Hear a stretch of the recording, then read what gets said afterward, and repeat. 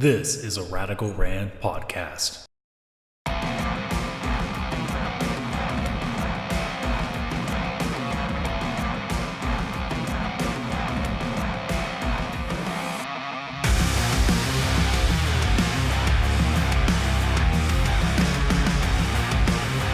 Hello, everybody. Welcome to the newer edition of the Radical Wrestling Podcast. My name's Adam, aka askcsradical here, and you will notice that we're going to have a couple different voices on here. So I have my new buddies, Joe and Liam here. So, Joe, how you doing? I'm doing pretty well. How you doing yourself, Adam? Not too shabby. It's a bit shitty outside. You know, winter is what it is. It's the first day of December, so, you know, the depression starts. Yeah, definitely. No, indeed. Yeah, where I am, too. It's freezing cold right now. And Liam, how you doing? Very well, Adam. Joe, pleasure to be here with you, gentlemen. Yeah. That's pretty sweet. So, hopefully this gets up to the same day as we're recording this. We're recording this on the Sunday, normally when I do post these. But for a while, I was doing these solo, and I found just to be a little bit troubling. I mean, it's not the hardest thing in the world to talk about pro wrestling, something I love this much solo, but to do it well and to do it for an hour, I found it a little bit difficult. So I took a shot, threw out a Reddit thread, and it seems like I got more than enough posts and replies that I thought I would. So these are the first two guinea pigs. We might have a third. Third one wasn't able to join us on this edition, but we're hoping to get him in on another occasion. But for the time being, we got a menage a trois, if you will. I will. Oh, sorry. Whoa, what? No, I overstepped my bounds. Maybe this podcast just got different. I think Time to break out the cognac and velvet robe, boys. So this is a pro wrestling podcast. This is very much an AEW geared podcast. Like I've said before, this could have news stories that go outside the AEW, but when it comes to the wrestling itself, it's kind of our focus here. That because it's been another really good week of stuff. So I figure, since it's the earlier one, we'd start with AEW Dark. So I know one of you guys didn't watch all of it. How far did you actually get? So I watched up until, hold on, I actually wrote this down somewhere real quick. I watched the majority of the Jack Evans Kenny Omega thing, right? Wasn't that a match this week? Or so you basically cut the main event then? Yeah. Okay. So at the top of the show, we had Trent opening up against Pentagon Jr., which was a very interesting first match for a free show, considering that this is Pentagon's first singles encounter. Mm-hmm. I mean, it's definitely not to say that it's not unwelcome. I mean, Pentagon, from watching him in Lucha Underground and other places before, it's always nice to see the guy getting some solo work. Yeah, definitely, I agree. I think that he. I mean, I'm in the unpopular take opinion corner that I'm a bigger Phoenix guy than I am a Pentagon guy, but Pentagon is still unbelievable. I love him too. Well, it's like saying you like two different kinds of chocolate bars. I mean, they're still pretty damn good chocolate. It's just one of them seems to kick you harder in the face than the other. That's true, yeah. That's a good way to think about it, I guess. Or apparently one piece of chocolate can walk a tightrope on the ropes and kick somebody. Yeah. So, yeah, that's a really weird mutated chocolate you're eating over there. And the other chocolate just has face paint and just keeps saying the same line over and over again. Cielo! Man, why is my chocolate speaking Spanish? What the? How'd that happen? Hey, what's wrong with Spanish chocolate? Oh, no, there's nothing. It just has an extra kick to it. You know?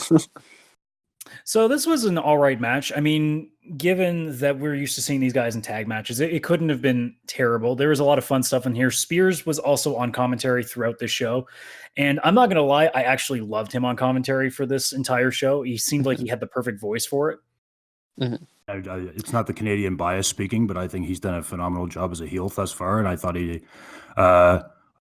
maybe up there with MJF, but I think has definitely been one of the best to date. Well, he's definitely done a good job of being like, I don't know if you're ever going to see Spears like in the title hunt unless it's like a smaller like babyface getting in there. I don't know if Spears is ever going to get that kind of attention, especially with the kind of fanfare that so many other guys are getting at this point. But he is a fucking fantastic guy to have in there. I guess is what started the whole feud with him and Cody. He's a good hand. Yeah, right. No, I agree with that too. I think definitely I could see him. There was some rumor, right, at some point that they were talking about doing some type of a TV title or something like that. I think they are planning on probably doing a mid-card title sometime by the next pay-per-view, I think, from what I understand. Mm-hmm. Yeah, no, I think he'd be a good suit for something like that, to be in a hunt or a picture for that, definitely. I mean, I'm not going to lie. Spears' theme is fucking fantastic. It's cool. Yeah. I also didn't realize that it was... It's my favorite I didn't realize it was Wrestling Flow until last week. Yeah, it's Josiah Williams. It's funny you say that. I came to that realization myself last night because I was listening to it when I was out walking somewhere. Interesting. So he's doing. Sorry He's to doing interrupt. both. Like obviously he wrapped out Adam Cole on one of the takeovers recently, and now he's doing this stuff too. And I mean, Yeah. I only knew this too just because I was looking up all the Spotify themes because I wanted to see if anybody had a playlist of all of them yet. And surprisingly, a good chunk of them are already up. But it's not even from AEW directly. It's just, I guess, from all the artists who have been patched in to make all these little tracks here. Yeah, the one significant exception to that, at least to date, that I've seen is the guy that does Kenny Omega's theme. That is not yet on Spotify or iTunes. Yeah. I've seen the guy live. Like, there was a local convention here in Hamilton in July where the year before he was actually there doing a show live, and he's just like awesome doing like game music and stuff. So it's cool. So when I found out he was doing Omega's theme, I'm like, what the fuck? Shit. Yeah. Yeah, it's really good. So, and I admit that my exposure to Kenny Omega begins at AEW. So this is, I've heard he had a previous one that was really good as well, but this, like, as a theme song, I'm a big fan of it. His original song in New Japan is just it's great for a heel gimmick. I'm surprised they let him keep it when he turned face, because it doesn't actually fit him as a face. Because it sounds like an end villain in a Final Fantasy game. It's just what it's I don't know. I kind of like all of these new themes we're getting. I'm a big fan. I mean, we're getting a little off topic here, but my favorite probably is the Riho's theme.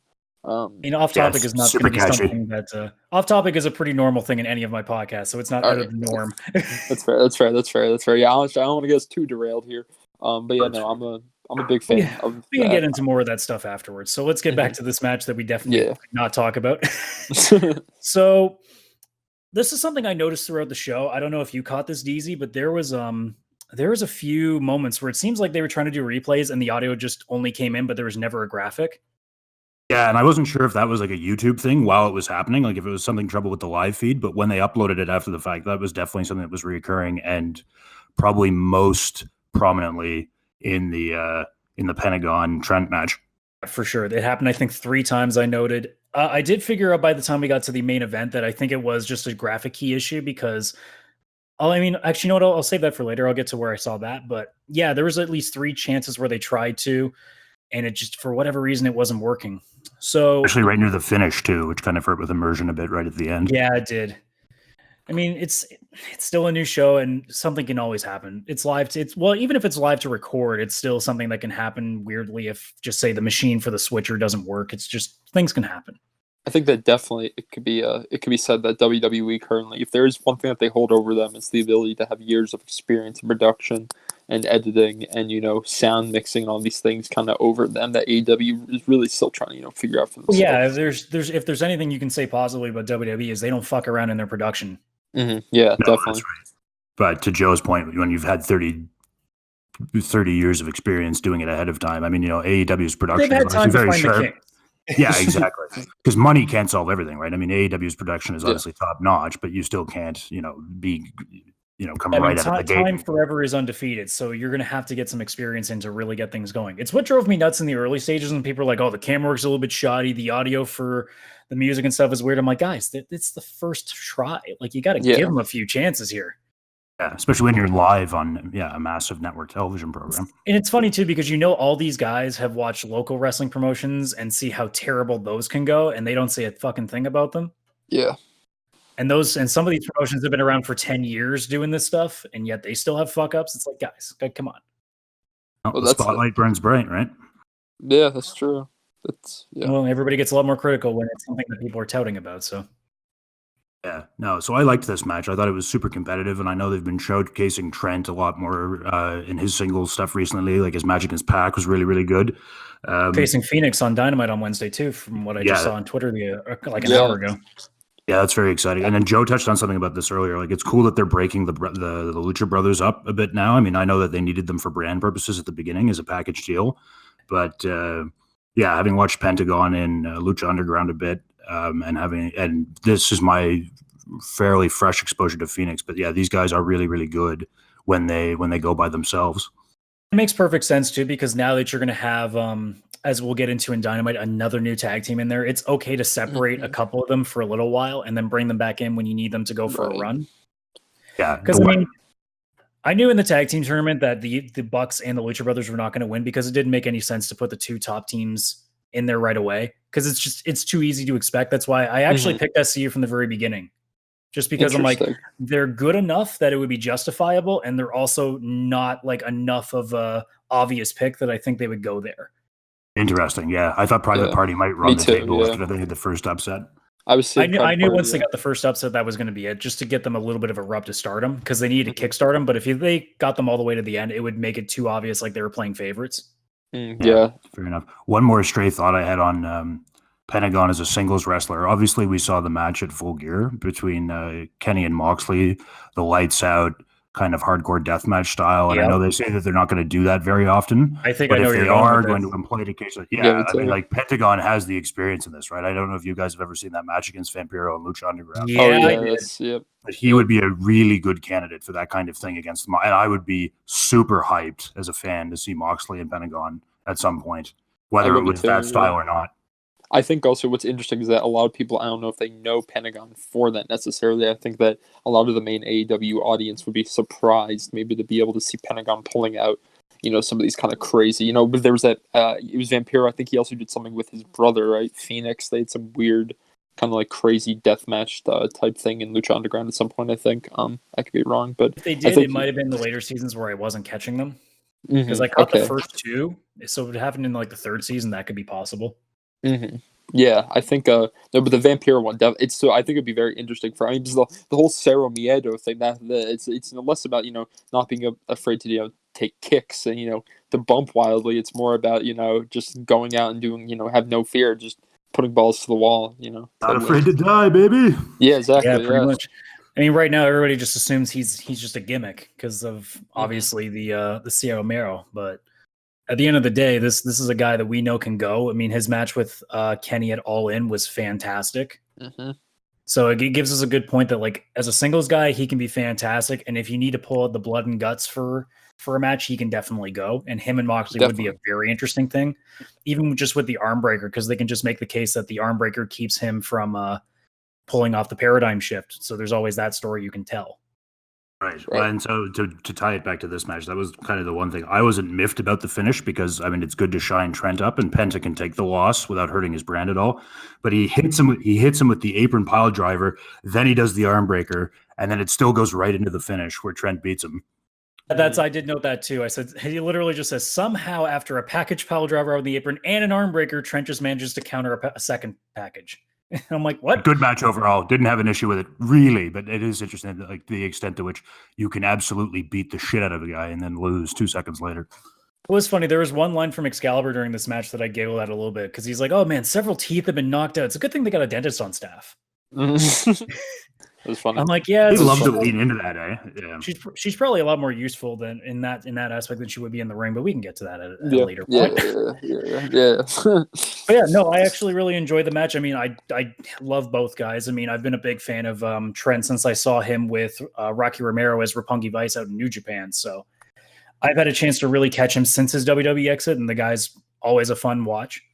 I have one question about that. I don't know if you guys know. Is Beretta trademarked and that's why he dropped it, or did he drop it for a separate reason? I think Beretta was either maybe New Japan does have the trademark for just Beretta. I know he used Trent ? On the indies, so that might also be a part of it. Yeah. Wasn't him and Chuck Taylor, they were both New Japan at one point, right? Correct? That's kind of where they got together. As a tag team, well, I think they've been best friends for a little bit more on the indies before that. I think Chuck Taylor was just kind of like a quick fix when they needed an extra spot for the World Tag League the one year. And then he just worked really well because he's a funny guy. So they decided, well, we can put him in there with in the Yano matches and stuff like that. So it worked out nicely for them in that way.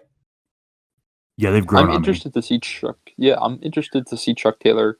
I really haven't seen him I just kind of know him from the comedy stuff that he's done. I'd be interested to see if he can really go. That he hasn't really done much of it. Yeah. It's also weird watching Private Party where Isaiah does the girly scream, and that used to be Chuck's gimmick in Chikara all the time. Oh, okay. Interesting. It's a bit of a interesting dichotomy, but I mean, I guess they have Orange Cassidy in there if they really want to pull the comedy in, so they don't necessarily have to have Chuck going around screaming and being like a bit of a prick, although they're being good guys right now. So I think if they were healing it up a little bit more, maybe they could swing the comedy a little bit more, because that's where Chuck does his best work. Right. This was something else I was wondering about real quick. How many heel tag teams do they have at this point versus face tag teams? Because I feel like it seems like there's a lot more heels in this company than faces. It seems, maybe that's just perception and not I reality. find there's also the idea that I don't know necessarily if there are that many bona fide heels and bona fide faces, so much as there's people that everyone will cheer for and some less will cheer for. Yeah, like Santana and Ortiz are obviously heels, so are the Dark Order. But like the Lucha Brothers are kind of tweeners, right? Like they jump guys and they have heat, but like they're like people love them, so it's tough to. I mean, Jericho's supposed to be their biggest heel, but people love him. So MJF pretty much takes the actual spot. Spears is kind of hated, but there's also still the people that respect the guy. So I think that is the beauty of AEW, where I don't feel like there is a necessary obvious heel face dynamic so much as there's like, okay, this guy is clearly set to be the bad guy, but it's almost like the bad guy in a movie that you think's kind of cool. Yeah, right. So following up the next thing here, so we were setting up for a women's match between Shanna and Big Swole. We had a couple of vignettes there. So Shanna, and I didn't know this, she looked young to me when she debuted, so I didn't know that she was a 13-year vet. Wow, yeah. Which is crazy. That she actually was going to quit. She said in 2018 she intended to quit because obviously doing it for as long as she did and still never making a break. So at some point that wears down on you. She had tried out for WWE several times, couldn't do it. There was one point where she was told that TV adds 10 pounds, so she was going to be too fat for television. And we look at her on AEW TV and I'm like, nah, she looks pretty good to me. Yeah, no. Yeah, no, I'm not mad about the... But this is also the Barbie doll company that we're talking about in WWE, so... Right. But the idea was she was going to quit in October. And very, very quickly during that month, Kenny called her to say that we want to hire you. So literally, she was weeks away from hanging him. And Kenny saved it. So it was a nice little story there. Yeah, this is one of the best segments they've done yet because there's a real heart to that story, right? And they did it well. They didn't just cheap it out with the as much as I like the undesirable to undeniable segments, sometimes they don't really go enough in flesh with these guys to really like pull it out. The first couple ones were kind of good. Like I really like the QT Marshall one because I didn't know who he was. So it was kind of a nice fun story. Yeah, like, that one, the Aubrey Edwards one. The Aubrey Edwards one, yeah, definitely. I agree with you. MJF just because it was pure comedy. But like in this specific case, it's better that they left it as a vignette because they got a lot more time to just really hammer down that message that this was a girl that had busted her ass for years and years and tried her ass off and it just didn't work. And all of a sudden, Cinderella's story comes true. Yeah. And she's been fantastic. It was obviously, oh no, I've loved her in all 3 or 4 of her matches. I mean, obviously, and I like her more as a singles than a tag, but I've really been impressed by her. Absolutely. And then just to cap that off, they had a quick moment where they showed Big Swole doing a little bit of an interview before the match. And just, I love the comment that she says, everyone has a story. Everybody fought to be here, but it only matters what you do right now. Right. And that's how they set up the match. It was, and both of them too, like both of them are fantastic. Big Swole looks mean, man. I love her. Yeah, she does. And when she hit the James Brown dance. Yeah, for sure. But they've both mostly been on Dark thus far. But she's very much like the Jurassic Express right now, where it's like that at some point that rocket's coming and it's going to be real good to watch. Yeah. Because there's definitely some talent with her. Yeah, and they said they're going to reset the records on a yearly basis or a seasonal basis or whatever it is. So even if you have a year, big overalls, but yeah, at least it won't say like at one point there's a girl who's Leva Bass is going to be like 2-30 at one point. When she gets to the ring. So yeah, so even if you front load at the beginning, like there's no reason you can't go on a huge run later or rip off a big streak later. Because I mean, obviously, if you were let's just say with Big Swole. Swole was at one point before that tag match on Dynamite, she was 0-3, I believe. It's like, what if she ended up being like 0-7, and then all of a sudden she strings like 3 wins against like the top 3 people in the division? They might have a case to be like, oh, she's number 1 now because she's beaten all of them. But any casual fan will look at the record and be like, she's fucking 3-7. Yeah. When I've seen that very discourse occurring around the ranking system to date. Yeah, that's the issue. If we're going to talk about wins and losses, sorry to cut you off. If we're going to talk about wins and losses, mattering and stuff like that, we are getting into a territory where it's you have to be, since they do matter so much and we're paying such close attention to them, you kind of have to, be careful with how you set that up.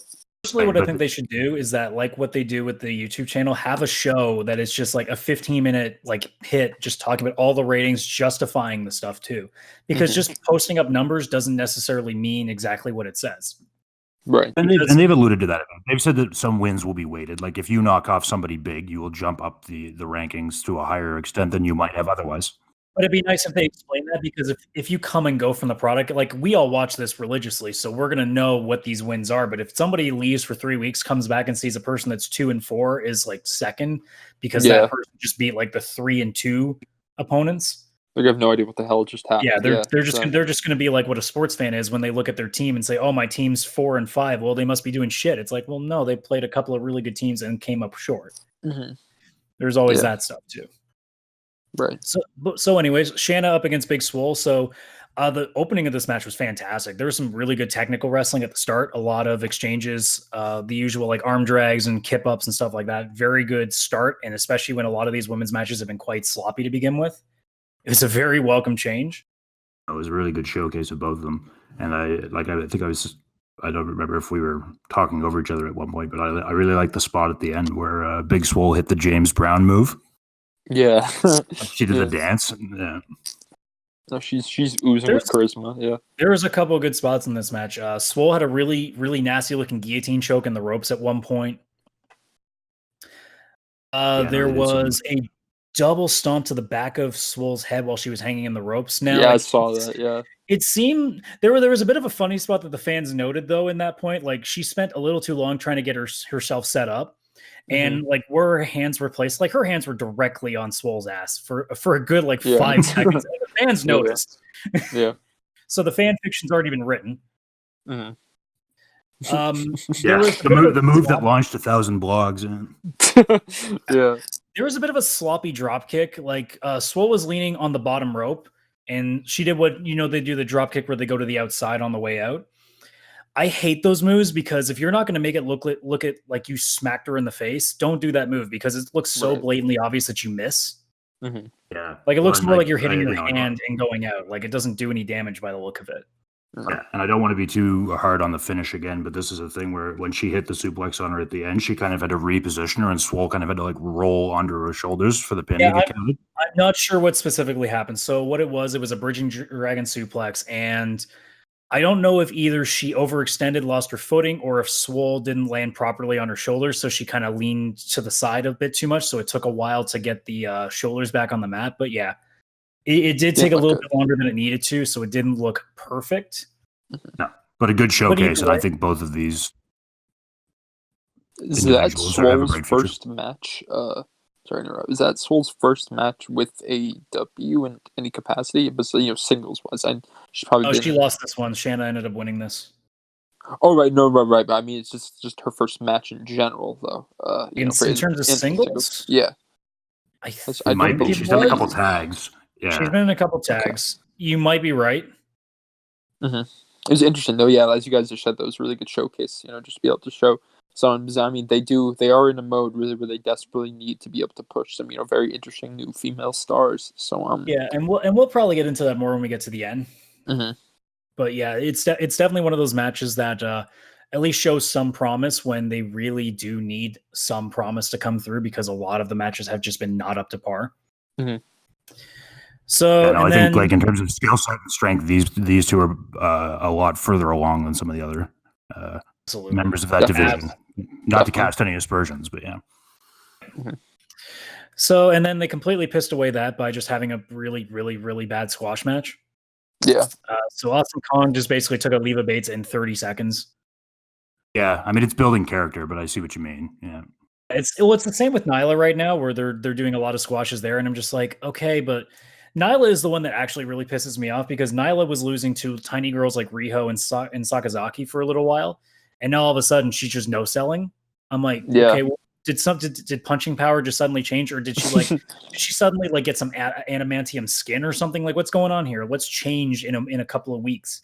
Is it like Dragon Ball Z? If you get killed, you just come back stronger? Yeah. She's a Saiyan. That's it. Yeah. No, she is. That would make some sense.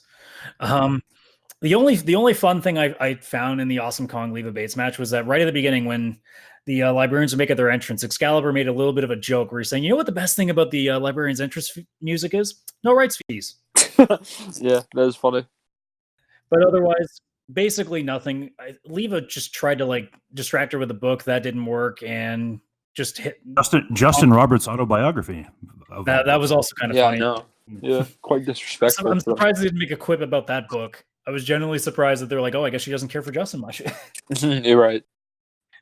Yeah, basically just hitting the Soul Collector or what was it called in TNA? Or I know in WWE it had something to do with like the Barbie or the implant bomb or something like that. Yeah, It's like a joke about the Divas. I can't remember what it was called in TNA. I can do some research real quick while you.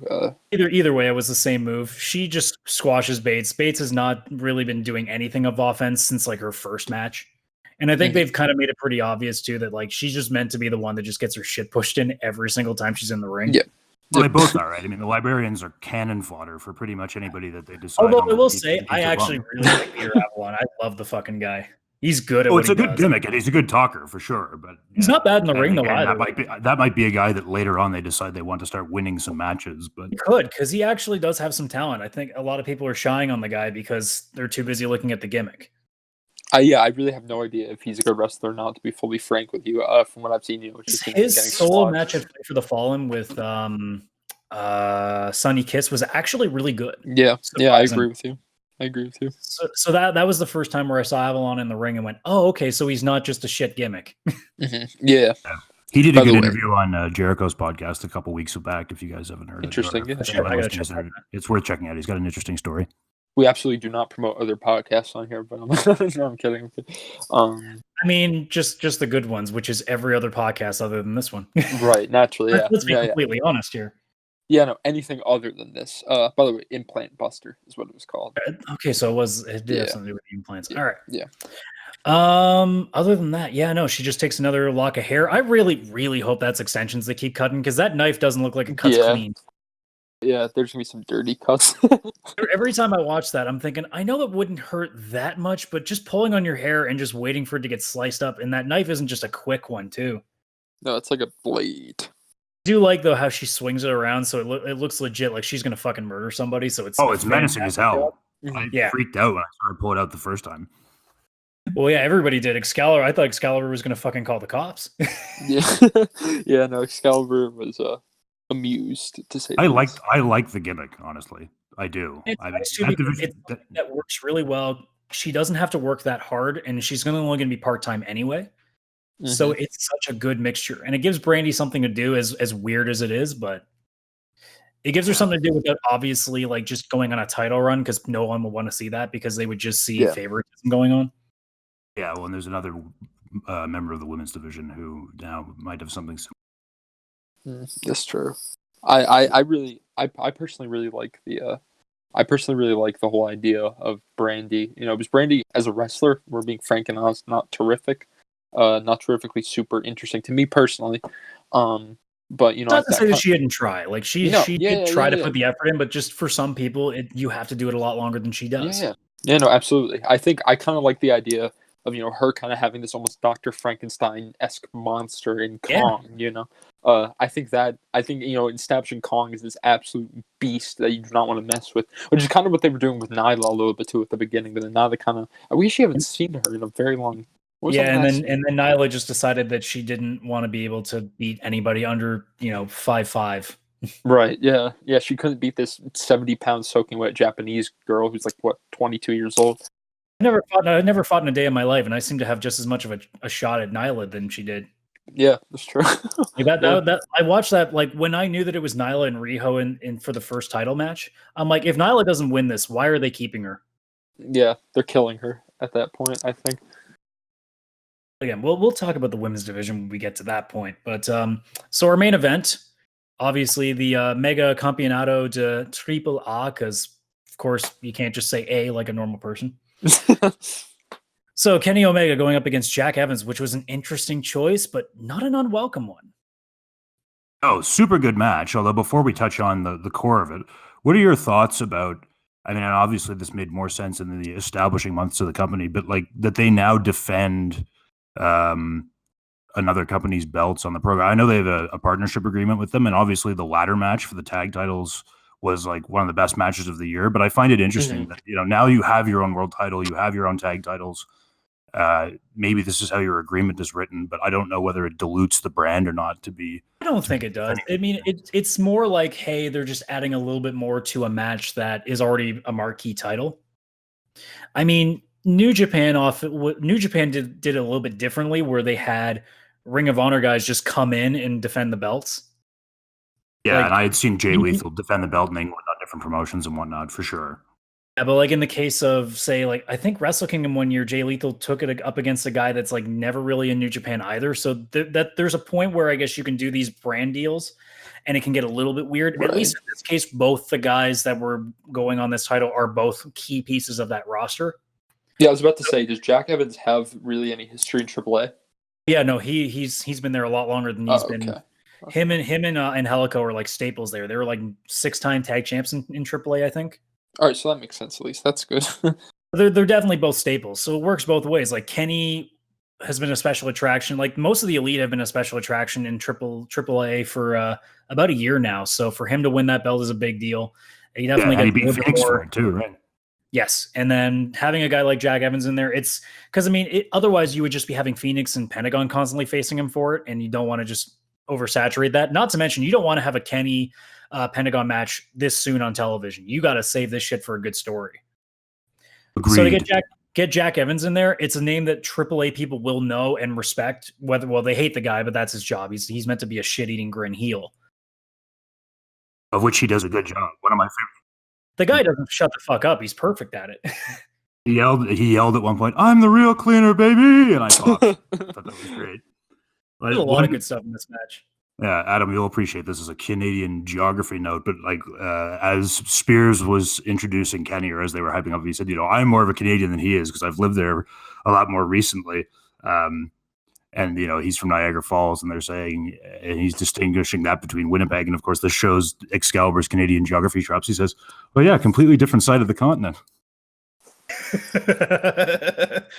It was great though, yeah, because he was like, "Oh, Kenny, you're not that Canadian. You're from like the prairies, and you haven't even been in the country for a while. Like I've been living in this country a lot longer than you, and Toronto's better than Winnipeg anyway." And I'm like, "Well, I mean, you're in the GTA, so you're early. I guess you're Hamilton, but yeah, close enough." I couldn't tell you either way because Winnipeg just won the Grey Cup over Hamilton, so they kind of have that on me. And then neither of us have won a Stanley Cup in forever, so I don't think either of us get to talk. So shit. I'm the only affiliation I feel like I ever have to Canada is the fact that I'm from the Boston area, so I'm a Bruins fan, and we've had some. I'm gonna just kick you off this podcast. Yeah, I know. Yeah, sorry, I know. I knew that there was gonna be some point where I was gonna have to bring up to you guys that I was from Boston, and then that was gonna. That's when my tenure here would end. Okay, well, I'll ask you this: do you at least like the Dropkick Murphys? Yeah, of course. Okay, so you're good. Okay, we're good. We're good. Yeah. Mm-hmm. So yeah, what I was mentioning. By the law. So what I was mentioning in the first match with the replay issues, this is where I actually think that it is a full graphical issue all night. So at one point during the introductions, they introduce Kenny Omega, and you can actually see on the screen in the arena his name key show up. So I think somehow the feed was going into the arena and not the actual video recording. That's when I figured out, it might have just been a problem with the switch. That's the only thing I can figure. Right. That is very weird. Yeah. I again, production not something that's fixed overnight. So if a year from now we're still having these issues, we can talk about it. As more of a serious issue, but it is still interesting to note. Definitely. It's one show it's happened, so it's like, yeah, you get one. Yeah, I agree. There was a lot of fun in this match. Holy shit. Mm-hmm. Yeah, oh my God. It blew up Reddit all week with 3 or 4 different highlights. My notes I tried to keep notes, but at some point I'm just like, they did a spinny thing. I just paste that for about 5 minutes, and if that was the case. To roll out of a bulldog and then do the old Booker T was pretty. That was awesome. Yeah, that I popped very hard for that. Yeah. So him and Swole were both doing some dance partying tonight. Yeah, yeah. Recurring theme. Mm-hmm. AEW likes to dance. Spot for me. So there was one point where Evans hit a hip toss so hard it actually knocked him down too. And Omega kicked out, and Jack pulled an Excalibur like he does with the Falcon Arrow, and he just yells, "He kicked out of the best hip toss ever!" Yeah, that was great. Otherwise, there was a Tiger Driver 98, which looked like he fucking snapped Jack Evans' neck. Yeah, That I looked don't know fucking how. painful. Do not know how between those and between the German release whatever dragon suplex that he does. With his quick snaps. Yeah, I don't know how those aren't instant paralysis. I don't know how that works. At least they're not doing Alabama slams, which I fucking despise that move. Yeah, no, that move I'm also not a fan of. Those ones I'm just like, that's just pure whiplash. At least with a Yeah. Snapdragon, like there's not a lot of distance between you and the floor, so you can just cradle and you'll usually be fine. Yeah, and he makes them look good. And the thing with like Evans' physicality is that he's, obviously a bit on the shorter side, but like he's fit, like he's in physically great shape, but like he can sell like crazy because you're a smaller guy, right? So everything Right. looks like He it can kills. flop like a fucking fish. Yeah, Like Darby Allen. Darby Allen has a similar Absolutely. talent. Yeah. Which we'll also get into. Good fucking lord. Yes, yeah. But yeah, like the idea of the Snapdragon I like because Kenny sells it like he's going so much faster than he actually is. Because if you actually watch the guy's not moving that hard, like the guy that's taking the suplex, I should say. He's not actually moving that much differently. It's just Kenny's just flurrying with his arms, so it looks like he's going a mile a minute. Mhm. And it looks great like that. Otherwise, Yeah, I agree. there is a really awesome V trigger on the apron and a Snapdragon to the floor. Now that one looks a lot more fun to take. Yeah. You want to go that route? Yeah. But otherwise, unless was there any other spots that you noted down there, Liam? No, are the ones that I nothing noticed. in particular, but Okay. But yeah, I like thought it was this great match is just overall. you couldn't turn Really away. good. Like if you blinked, you would miss something. Yeah. And that's kind of Jack Evans. That's with the Hybrid 2 in general. I think that's a big appeal for them is, just that incredibly quick lucha style kind of. Yeah, I've been if a they big ever fan break, of him for a long time too. He's just such a fun guy to watch. if they ever break the hybrid 2 up, he'd do fine as a singles guy. I agree. Yeah, they could definitely make a push for him in whatever their mid card belt is like a guy who can just be a trash talking piece of shit. But otherwise, after a lot of flurry of offense and a lot of near falls, as per usual in a indie-rific match, Ken hits the One Wing Angel and he retains. I don't think anybody figured that he was going to lose the belt, especially not on a different show. It's so rare that those actually happen. Yeah. Otherwise, that was definitely one of the better matches they've had on the show. Obviously, like you're never going to get something better than what the Janela Moxley match was on an episode of Dark, because you'll probably never see a match like that on Dark again. Yeah, that was just to get I think more so. I was thinking about the other day too, why they did that, and I guess it's obvious to get people to be in the habit of watching Dark and not thinking it's just gonna be random 1v1 matches, and yeah, I mean, get people. Usually about every 3 episodes you'll get one really amazing match. Like they try to cut it sporadically, so it's not like every night there's going to be a match that's like way too good for TV. They usually have a couple of shows where it's like, all right, that was good, but it wasn't like something to go home and talk about. Right. Yeah, I liked this episode because it skewed. I mean, I have more of a preference for singles matches anyway, and like last week was 3 tags, so I liked that this week was 3 singles matches. All of them showcased really well. Like Trent and Pentagon got their stuff in. You got Shauna and Swole showing that there is some potential lurking in the division that we haven't seen yet. And then obviously that main event was just fucking unreal. Like you can't really go wrong with Kenny in the main event, but then when you put a guy like Evans in there who can make everything look so good. Yeah. No, and again, this is me marking out, but having not had any exposure to either of those guys until I started watching AEW, it's still a treat to see them on a weekly basis. Yeah, absolutely. 6 stars in the Tokyo Dome. No, it would have been 5.5. Let's be a little bit more realistic here. Yeah. That's fair.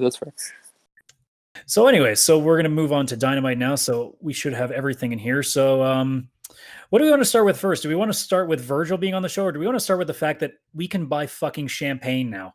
Yeah, that's insane. Real quick, I should lie. I can't buy champagne because it's not outside of the US, which is very bullshit. And I am not 21 yet, so I cannot legally buy it yet. But it's pretty soon. Real quick though, before we do get into Dynamite, if you're interested, I don't know if you heard. This is kind of breaking news to right now actually happening within AEW. MJF the other day mentioned how he was going to have a big announcement at 12 today, and it came out. His announcement. He tweeted out a photo, a piece of paper that said, "People I will never wrestle again." After 11/9/19, and it was a photo. It said Cody Rhodes' name. And it had a checkbox next to it. So 11/9/19. What's interesting about that? That's a Monday. So I do not know what is they're planning on happening next Monday, but it's interesting to mull over a little. I mean, it's also his just way of being a dick because obviously, if you want to put a story and you don't want MJF wanting to face Cody, honestly, he shouldn't be even touching him until the next pay-per-view. I agree. If they can find a way to have him hands off for 3 months. This is a callback to Cody's old tweet where he had, once he left WWE, he had the list of his dream list of opponents checkmarked in a similar way. Interesting. Okay, that might be. Also, the nice touch here is that MJF is wearing the ring. In this photo. It's in the, but we can get to that in a second. Yeah, sorry about that. No worries. That real quick. Their Twitter game is strong, and I mean, like, this is something we read. Very strong. Yeah, they've definitely done, like, even the promotional stuff, like the fact that there's going to be a Batman thing coming up, like the Rick and Morty stuff. They're so ahead of the game. Like WWE would kill for this kind of media exposure, and because everybody in that company is fucking over the age of 65. Yeah, they couldn't tell you a thing. Whereas you got a guy like Tony who's young enough and can see where the trends are going, and there's a lot of young guys on the roster that pay attention to this shit. Like if they could have found a way to get in Walking Dead or Game of Thrones, they would have figured it out if they could have. Yeah, of course, definitely. I think that's. So we kick off with the Chris Jericho Thanksgiving celebration. Oh, for Le Champion. I the longer that this goes on, I can't not love the Chris Jericho. I think I'm the biggest rock star in the world, so I can make whatever language I want. Yeah. Calling Jake Hager Jake Hagar because he wants to be Van Halen so badly. Yeah, it's great. But of all things, I didn't see this coming, even though that they did the vignette with Virgil before. But Soul Train Jones actually kicks off the show, and there were mascots all over the place. There was an inflatable thank you on the ropes. There was a marching band going on. But good Lord, was Soul Train Jones shit as a promo. I remembered exactly why he didn't do very well in WWE in that little stretch. Yeah. He needs this money, man. This is the biggest thing that's happened to him in 20 years. Yeah. Just since the Olive Garden near him closed down. Yeah. They should have got he was good on the video, but live, it's obviously going to stop. And you can see that he's obviously quite a bit older now. This is the first time they should have got his best friend's aunt from church or whatever it was that lady was. Yeah. He should have got her to do it. Yeah. I agree. I noted right away there's the giant box. I'm thinking, well, somebody's going to be under that. I actually thought it was going to be something opposite of what it was, but it still ended up being a fun moment. A lot of people thought it was going to be an ambush. Yeah, I didn't even think that. I thought it was just going to be something really stupid. I thought it was going to be something like ridiculously funny. I was looking at the Sammy Jericho cardboard cutout was pretty funny, and like I've now seen, like, once again we talk about their Twitter prowess. That's blowing up where they're just photoshopping it into historic moments and things like that. Yep. Yeah, Jake Hager, I took a photo of it, and he posted it on Twitter, something him next to it. Very happy about it. All the gifts for Jericho were fantastic. So the first one is that he revealed that they, like we said earlier, they have AEW official, or a little bit of the bubbly fucking champagne. Yes. And I'm very upset. He alluded to that in his full gear press conference. He said there'll be more bubbly news coming soon, and I wasn't, and you're never sure if that's just a strange shit. I did not catch that either. Yeah, they can market anything, and this is actually a great idea because tons of people will buy this stuff.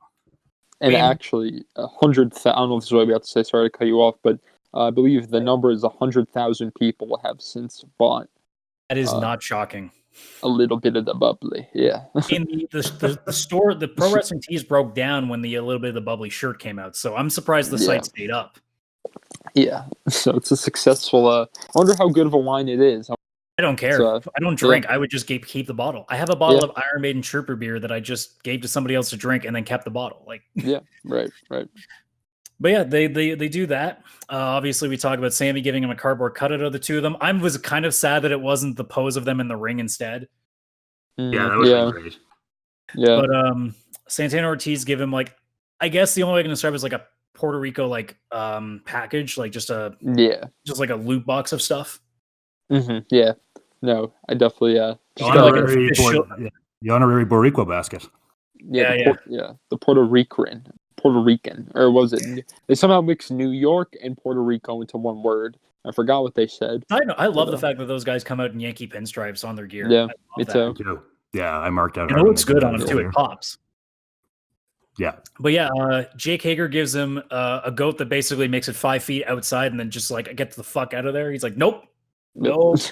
This is a Yeah, that bad goat. place. Yeah. Well, that's always animals. Yeah, live animals and big crowds is always a kind of a mixed proposition. Yeah, that goat I did think not want to be as there. we've seen, they may need to stop doing it because obviously what happened with Pharaoh, the horse apparently didn't do like once Paige got off the horse all out. Apparently, it was a nightmare of getting them back. Mm-hmm. Oh, Yeah. yeah. And now the goat. Live animals. Sorry, Chris Jericho. Yeah, Jericho. Yeah. Which was a nice play on words, not even because of like the fact that it was a goat, but he is the greatest of all time. That's been his gimmick for a while now. Right. So it was a nice hint. Yeah, animals tend to not like loud noises and explosions and stuff like that. So putting them into a crowd, with whatever 7,000 or however many people are in there, who are all screaming and chanting and stuff, that's a recipe. I mean, there's a reason why Grumpy Cat in WWE was only on a vignette. Yeah. They knew better. So hopefully after 3 attempts and 3 not so great attempts, maybe they kind of realize maybe we should kind of stop with the animals. Yeah. Unless they somehow get an aquarium, I think that might be their one chance. But mammals don't work very well. Yeah. No, I did like the horse spot, but yeah, that's too bad that it's. Worst case scenario, you get a sloth, and even if he wants to escape, it's going to take a while, so he won't leave right away. Yep. You'll have quite a ton of lead time to get a hold of him. So, obviously, the big box was coming into play, and when it was lifted, it took me a second to realize it, and then once it came up to a Rangers jersey, and my brain just kind of clicked in, oh, it's his fucking dad. Yeah. So legendary Ted Irvine. Yeah. Which was amazing, too, because he pulled an R-Truth thinking he was in New York. Yeah. And the fans in Chicago did not like that one. Well, they did a fantastic job of just Irvin pulling the full like sports heel promo, just being just like Pete. I was hoping Kane would just come out and like tombstone. Yeah, he talked about beating up Bobby Hall and beating the Blackhawks all the time. And I mean, Ted is he was not a Hall of Fame caliber player, but he was on the Rangers for a very long time, and was quite a good hockey player. And I mean, obviously, he's been alluded to so much throughout Jericho's history. So this was the first time I'd ever physically seen him do a spot in the ring or anything like that. And I thought, a bit stiff, obviously, because he's in his 70s and he doesn't do this a lot. But I thought he was pretty good. Yeah, he looked a little nervous up there, but I mean, then again, like this is probably something he's never done before. So yeah, for a guy at his age and also coming out into a pretty hostile crowd in Chicago, he did a pretty good job of hanging in there. So yeah, he seemed to not mind the fact that people, were talking over him and kind of, being, he didn't mind getting some heat, is what I'm trying to say. He did not mind. To mention, like the guy used to play in Montreal, so I mean, I don't even have to say anywhere else, just Montreal. Yeah, that's a tough crowd for sure. Otherwise, he gives the entire inner circle customized Rangers jerseys. That was cool. I like that a lot too. I was kind of jealous because I'm sitting there being like, man, I want a customized jersey of my team. Yeah, customized Rangers jersey. You want to go? I mean, join the inner circle. Yeah. It's not the worst thing I'm a fan of. No, yeah. I mean, at least I'm not joining the Dark Order. Yeah, you could join the Dark Order too. So we get towards the end of this. So he invites Justin Roberts in there to read the thank you statement, and by invite I mean more get the fuck over here. Yeah. I was Invites at gunpoint. Yeah. I was very sad that Hager now he started speaking. I'm like, I thought Hager was just going to say sorry whenever Jericho wanted to apologize for something. Yeah. I was shocked to hear that because they kind of built it up for a while that this guy was not going to be talking. I think they wanted to keep him quiet until the Bellator fight happened. I think that's why they were just trying to keep him, like, just he's there, but he's not really here yet. Mm-hmm. Otherwise, as soon as he gets Roberts in there, fans are like chanting, "You can't read it, Jericho." Yeah, I heard that. That was very funny. So at the end, apparently he doesn't like the tone of Justin's thank you at the end of the statement, so they beat the shit out of him. SCU just shows up, just pulls like the old face thing of being in disguise as the marching band, and they just stomp for a little bit, and that's it. I enjoyed the hell out of that. I thought I've heard a couple other people say this and tweet this too. This was a real missed opportunity to do a Nexus callback and choke Justin Roberts with his tie. That's true. Oh, yeah, they could have. Yeah, damn. Now I'm mad that did not happen. To be honest. Well, they were gripping at his shirt at one point, so I thought they were going to go there, and then they just kept it to a straight beatdown. It's tough for television. I think they might want to try to avoid upsetting the sponsors early. That's true, because that was what the issue was the first time. Yeah, it had nothing to do with Vince. It had to do with the sponsors. Right. Yeah, and I liked, like you said, SCU jumps in here. I kind of liked when they cleared them out of the ring. Scorpio picks up the belt and he kind of dropped it on the apron, and the TV cut too fast, but it was cool because he was kind of doing the come get this because I'm taking it later. Right. Even though we all knew that wasn't going to happen. It's one of those matches where you're like, we know it's a filler in between, but like, come on, like at least with Darby was a fan favorite, so we're like, sure, we can kind of get on board with this. Scorpio is like, he rolled him up, and we're not even sure that should have happened. Yeah. Like that's my feeling on that finish too. Because you knew it came because of TV time, right?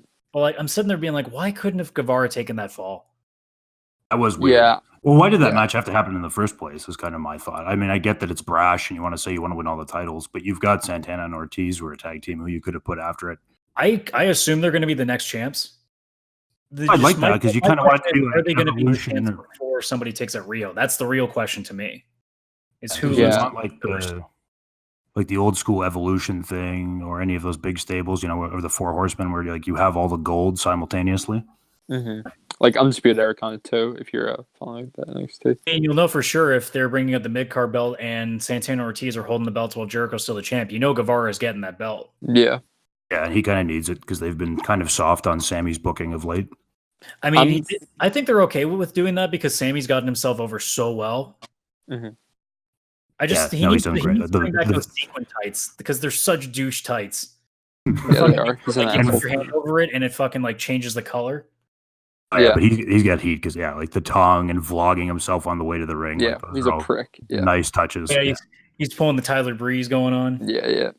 I think also a quick note. What's interesting is he's talking about Jericho with his title reigns. There was it seems like that Bash to the Beach thing that's going to be happening at their trademark pending Bash to the Beach that's going to be happening on the Jericho cruise. It seems like there's going to be some interesting, possibly a title change, or some big thing for a title. It seems like they're gearing up for that show to have some almost be a pay-per-view level event. Somebody was joking, oh, they should finish a show by throwing somebody off the cruise ship, and people were like, you know how illegal that is, actually? Yeah. It's like, that's a no. You can get seriously fined for that shit. It'd be cool, but yeah, the Coast Guard would It would not go very well. They would not be too impressed. No. I'm interested on how they're going to handle the logistical issues of that. I assume they're going to tape that show, or because if they do it live, it could be interesting. I wonder if it'll be outside too, because that's like one of those things where you can't set a time for that necessarily. Right. Because if the weather doesn't cooperate or the wind's really bad, you can't. I wonder if they might just try to do it indoors on the cruise ship and maybe do vignettes outside. But that's going to be a weird one. I have Googled image searched the Norwegian Pearl, and it looks like it does have a fairly big upper deck that they could put a ring on. Oh, maybe not. Yeah, this is probably going to take place. I mean, I think they did the one show on his cruise the last time, and I guess it seemed to go fine. But I think it's the recording aspect that's the real issue now. Yeah, the technical issues. When you've got the wind and stuff, that's where things come a little bit differently. Yeah, with the audio and everything too, you can't. The elements are going to interfere with that to a certain degree. So they may need to have a really good feed. And just basically, the crowd mics might not be that good in that show just because the wind's going to fuck up so much of it. Right. Yeah, plus, you can't really cloister as many people as you'd want to watch it on the top of the deck and have good sight lines and whatnot. But either way. So moving on, we had another Trent solo match. This one with Phoenix, I believe. This was a tag, wasn't it? Oh, sorry, it was a tag. Yeah. I had everything in brackets for a second there. I'm like, yeah, Trent and Phoenix. I'm like, wait a second. I just said this was happening next week. What the? But best friends going up against Lucha Brothers. In this case, Dasha Gonzalez was taking the announcing roles for the rest of the night because Roberts got pummeled just a bit too much. Right. Although you could have justified his voice being gone. He just took a couple shots to the face. He can still talk. Yeah, I guess he's shaking up a bit. Yeah, but Orange Cassidy coming out in a turkey costume. Yeah, I love that. God, that guy's awesome. I mean, there's not what can be said about him that has not already been said. But well, I mean, it depends. Which side of the debate are we talking about? I mean, I'm not talking about the Jim Cornette. He's ruining the business bullshit. I'm talking more about the I think it's I was not expecting to see him dressed ever in anything other than that denim jacket with the t-shirt of himself. How do you So know it that was he dressed himself? Ooh, that's He's yeah. probably, he's I mean, probably you just do have a he's point. probably just lying there, and they're just like, "Fuck it, just throw it on him." Yeah, they're throwing shit on him. Yeah, I'm surprised they haven't like really had him go yet. I think yeah. they're really saving his like first match for something big. Yeah, they keep teasing certain standoffs and whatnot, but it will be interesting to see who they select for that duty. At some point, they've got to put him in a match. They can't just save him for battle royals over and over. I really, I want to see that man. I want to see him, drink a nice glass of orange juice and then go absolutely ballistic. That's what I want to see. I want to see a Popeye type thing with spinach, but with orange juice. He can wrestle. Like I watched him on YouTube in a match against David Starr, and I've watched him in a couple others. Starr for sure is one of them. Like he's got he had one chops. recently with a guy that's also been AEW as a jobber tag team, John Silver. Yeah, that was also pretty good, boys. Yeah, I'll have to check that out. Yeah, this match kind of it started off with a hell of a bang. The Lucha Brothers for like the umpteenth time now attack everybody at the start. Yeah, and they bring out this Marco Solis Martiz guy, the All Elite Fleet announcer, who's a sponsor, to be their guest commentator, and you can't hear a goddamn word the entire match. And I'm not being hyperbolic. Like, you go back and listen to it. Literally not a single thing until like the end where he's like, "Thanks, guys. I love you." Yeah, and maybe that's a mic issue. Maybe that's forgot that he was on. Yeah, no, it added nothing. Like it added absolutely nothing. He really sucked. Yeah, I don't know. I mean, I think that was they did it for the sponsors, right? Yeah, the insurance company for the fleet and whatnot. So yeah, State Farm. Yeah, it was brutal. And it just kind of fell on deaf ears. It just didn't work the way that I think they intended it doing. It just ended up going off like a fart in church. Yeah.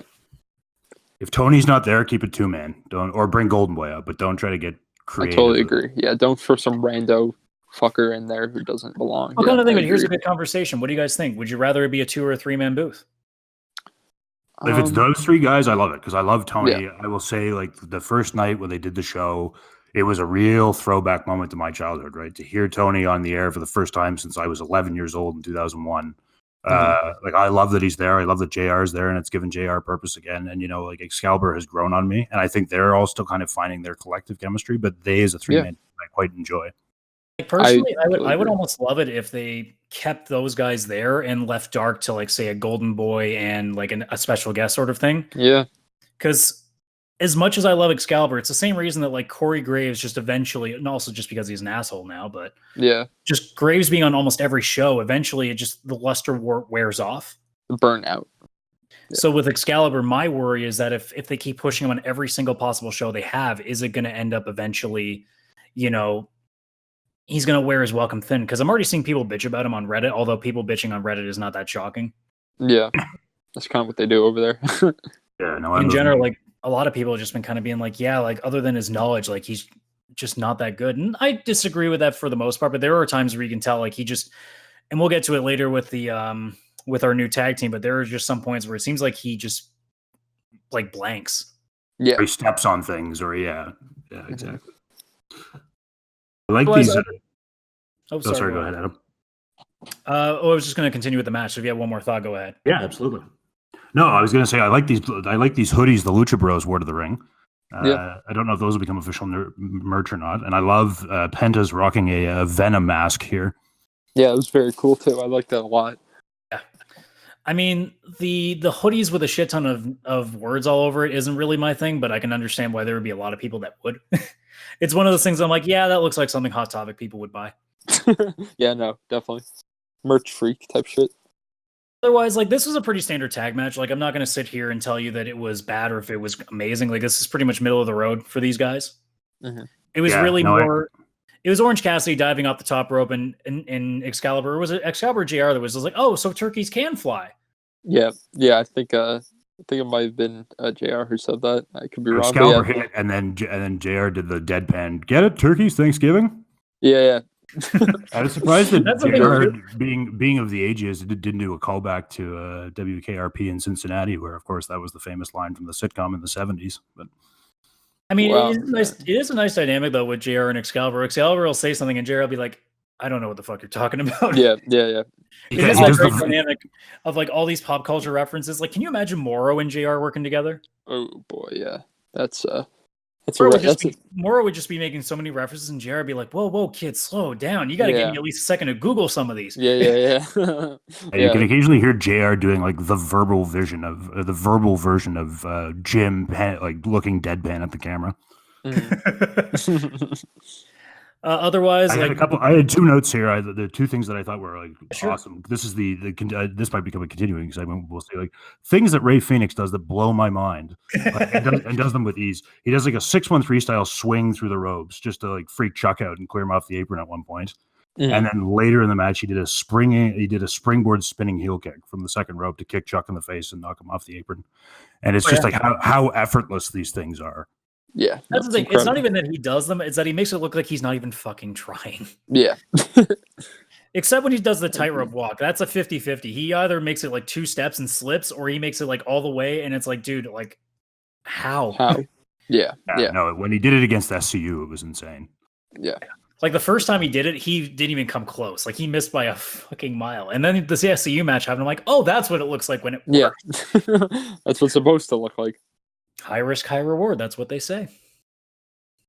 But otherwise, relatively just good tag match. And the best friends get another win. They get another win over the Lucha Brothers. And the same deal. Trent hits the crunchy. Didn't even need the strong zero help from Chuck Taylor on that one. And Phoenix takes the pinfall. So they can take that like because they were. It seems like best friends are starting to get a bit of a push now all of a sudden after losing a bunch. Absolutely. I mean, it's welcome regardless. I mean, I personally, when it comes to the tag division, I don't think there's really a weak team. It's just a matter of what team do you want to push right now. And that's the beauty of that division. I think that there's a lot of.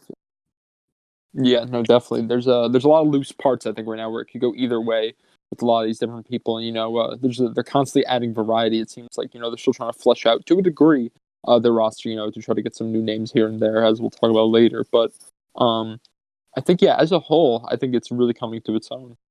It does really help that like 75% of those tag teams can split anytime they want. Like SCU can split anytime. The Lucha Brothers can. Jurassic Express already kind of does. Why am I blanking so much? Santana Ortiz wouldn't. The Young Bucks, as we saw last week with Nick wrestling his first single match in like 4.5 years, he certainly can do it. So we know that the Bucks can do it. I mean, almost all the teams, like the only ones I would be subject to like not want to right away would be Private Party and Santana Ortiz. Yeah, I think that I could see from Private Party, I could see not Isaiah Cassidy, but what is his partner's name? Mark Quinn. Yeah, Mark Quinn. I could see Mark Quinn going on some type of a mid-card singles type of run. Isaiah Cassidy, I don't see it. But I could definitely see for Mark Quinn. But as you were saying, for Santana Ortiz, I think that you really have to go full-blown them staying together to work. Yeah, and it makes perfect sense too. Like those guys just pick up each other so well. Yeah, I mean, we'll get to that in their match too because there's a lot of fun stuff in that match. So yeah. But right after that, they bring out the rankings. I thought they were going to do all 3 of them, but they only just did the women's, which was strange.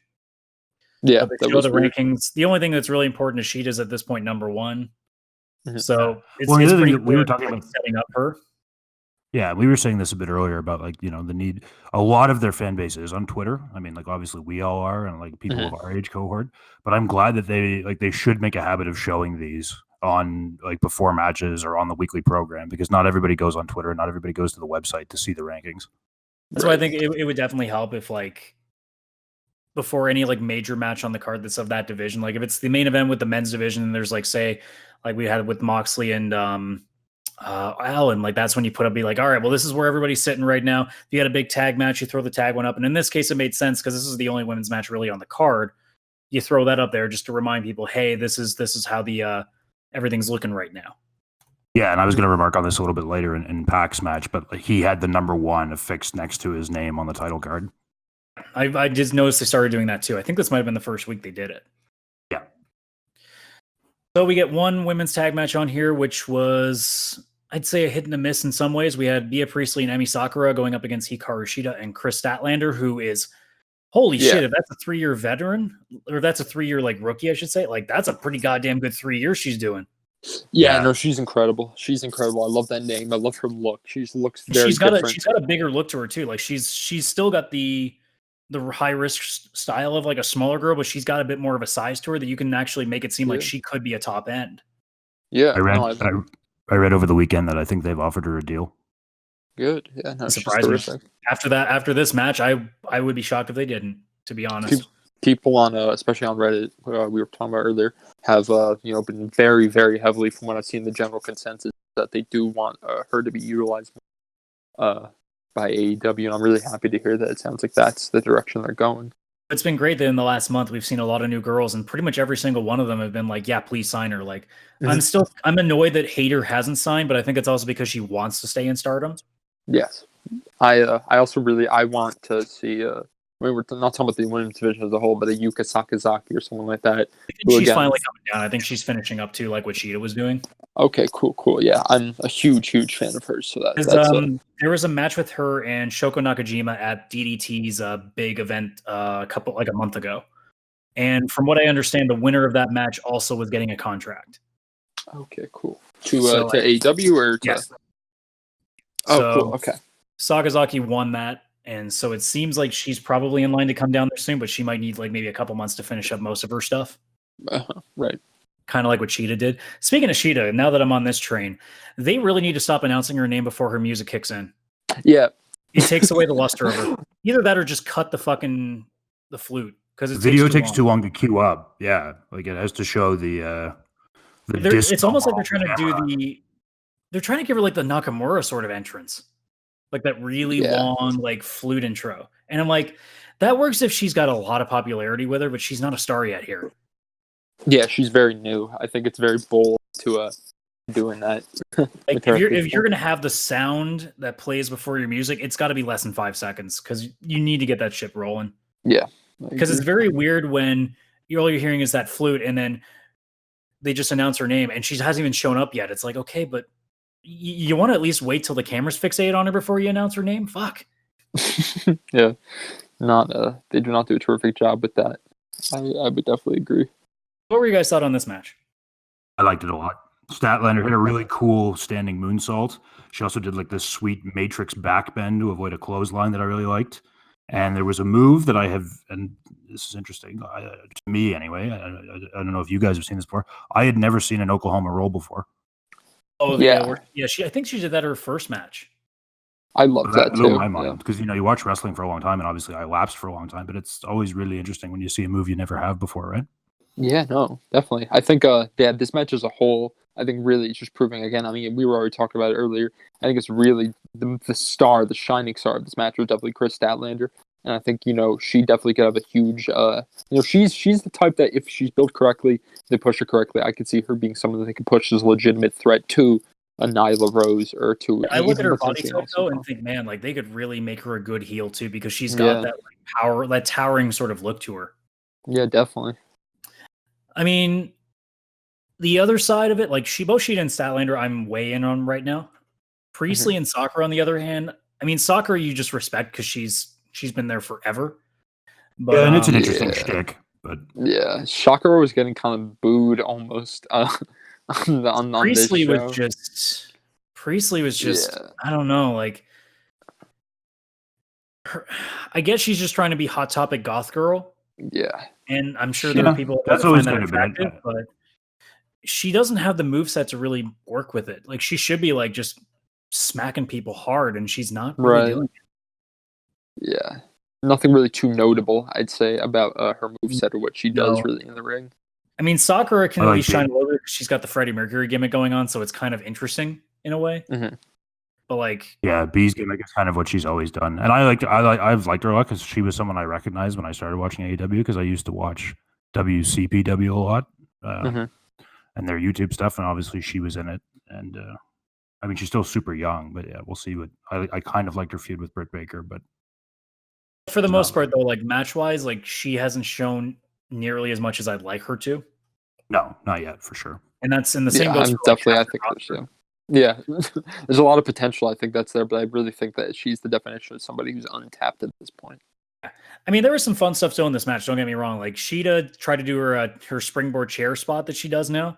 Yeah, the more that I look at, I'm like, you need to just cut that out because it's not that interesting. Yeah, it's not. Yeah. At least Sakura made it fun by just sitting in the chair and just being like, pfft.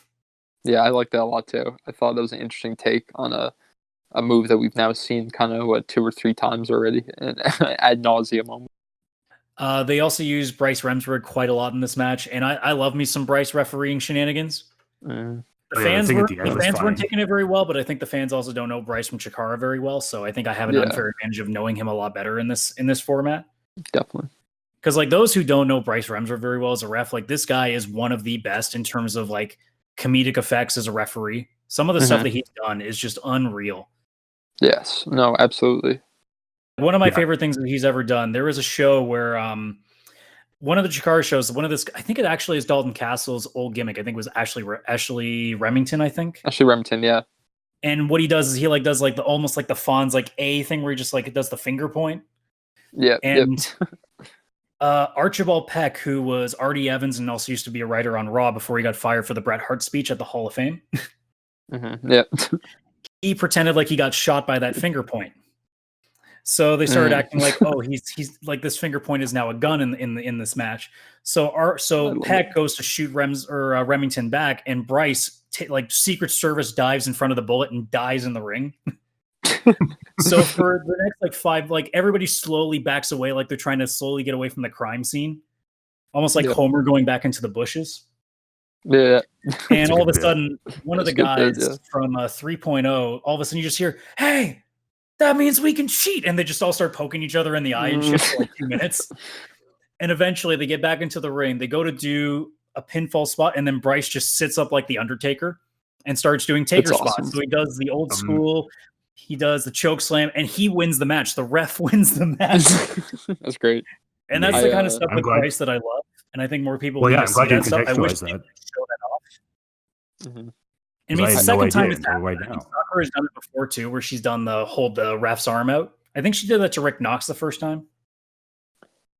Also, if you want to, just for reference, if you want a very good, interesting Bryce Remsburg match, yeah. Are you talking the Invisible Man match? Yes, yeah. I knew it. Yeah, the GCW, right? I believe is that. Yep. Yeah, where and that was my first exposure to him.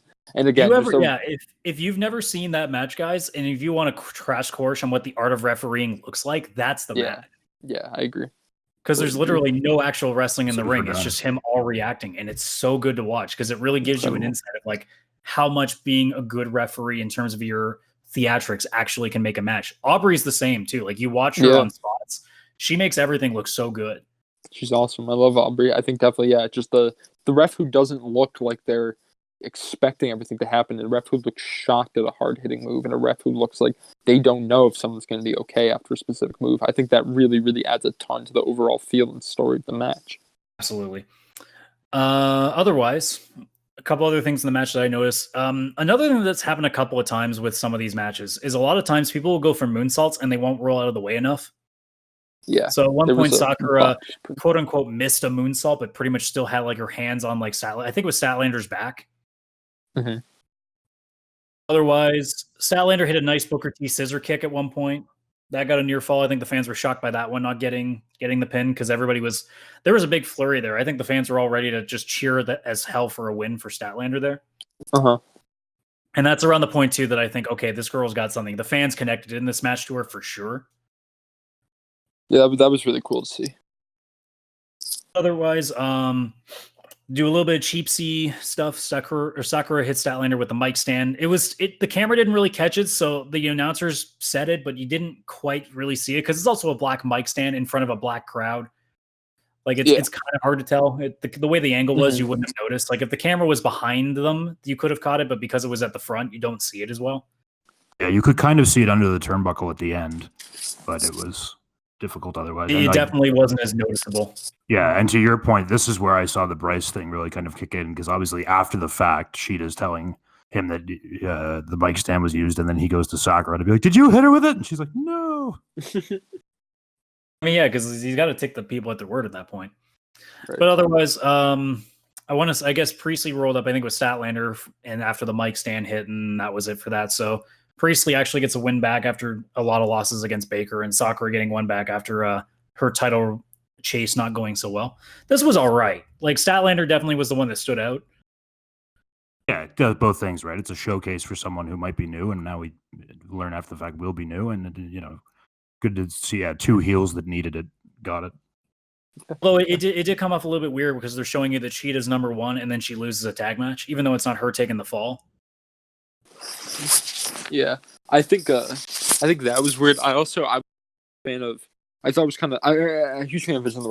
I guess I thought it was a little interesting / confusing how Sakura did not seem to get why she was being booed, or she seemed very, very confused, while the crowd kind of wasn't having her, her whole Freddy thing, because of course she was up against Sheeta, and and Stylander, so she was getting booed, and she didn't really understand that.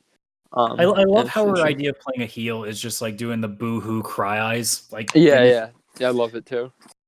It's so childish, and then at the same time you're like, well, we don't see that very often anymore, so you know what, it's different. Yeah. Good way to generate heat. Yeah, absolutely.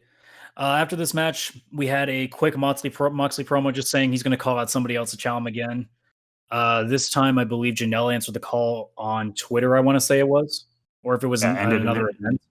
It was at an independent show, too, which was kind of weird. Yeah, there was a good line I liked from Moxley in here. I am Napalm Death. Yeah. Yeah, I like that, too. It's like, I may not be coming right away, but eventually I'm going to burn you. Yep. I love it, man. He's so menacing. And he's technically supposed to be a face, right? But they've done a good job of just establishing him as this outlier within the company. I wouldn't say he's even a face. I think he's just like what you would call in Dungeons and Dragons, just chaotic neutral. Yeah, that's a good point. The great equalizer. Yeah. He's just, I don't give a fuck about anybody. I'll knock out Jericho, I'll knock out Cody. I don't give a fuck. Because like he says, if anybody who gets in my way, they're going to get burned. So we move on from that. We had Cody coming out. There was a part of me that wondered if MJF was going to come out with Cody's entrance again. I was half wondering if that was going to happen, but no, he just comes out like he normally does. He goes up against this, I guess he's a local guy in Chicago that people really liked. It was Matt Nix was his name. Yeah. Which is an interesting name for a guy from in a Chicago promotion.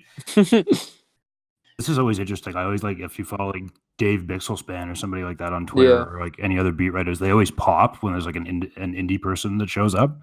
They did it for Nix, and I remember them doing it for Danny Jordan a couple weeks ago, and it's always kind of cool, right? Because it's a way to kind of check out some other people you might not have seen before. Yeah, this one definitely got over because the fans were actually chanting freelance wrestling during at the beginning of the match once it got introduced. So this was a crowd that was like, yeah, no, we know our shit, we know our boys, like we're gonna let you know that we appreciate this. Yeah, it seemed like a bit of a smart type of crowd, which I guess is usual when you get to Chicago. Yeah, Chicago's usually a pretty they show up. Yeah, they do. Yeah, Chicago is always in the house, one could say. It's not Corpus Christi, Texas. No, it's not Lafayette. Which we'll get soon, apparently, with AEW. So that'll be interesting.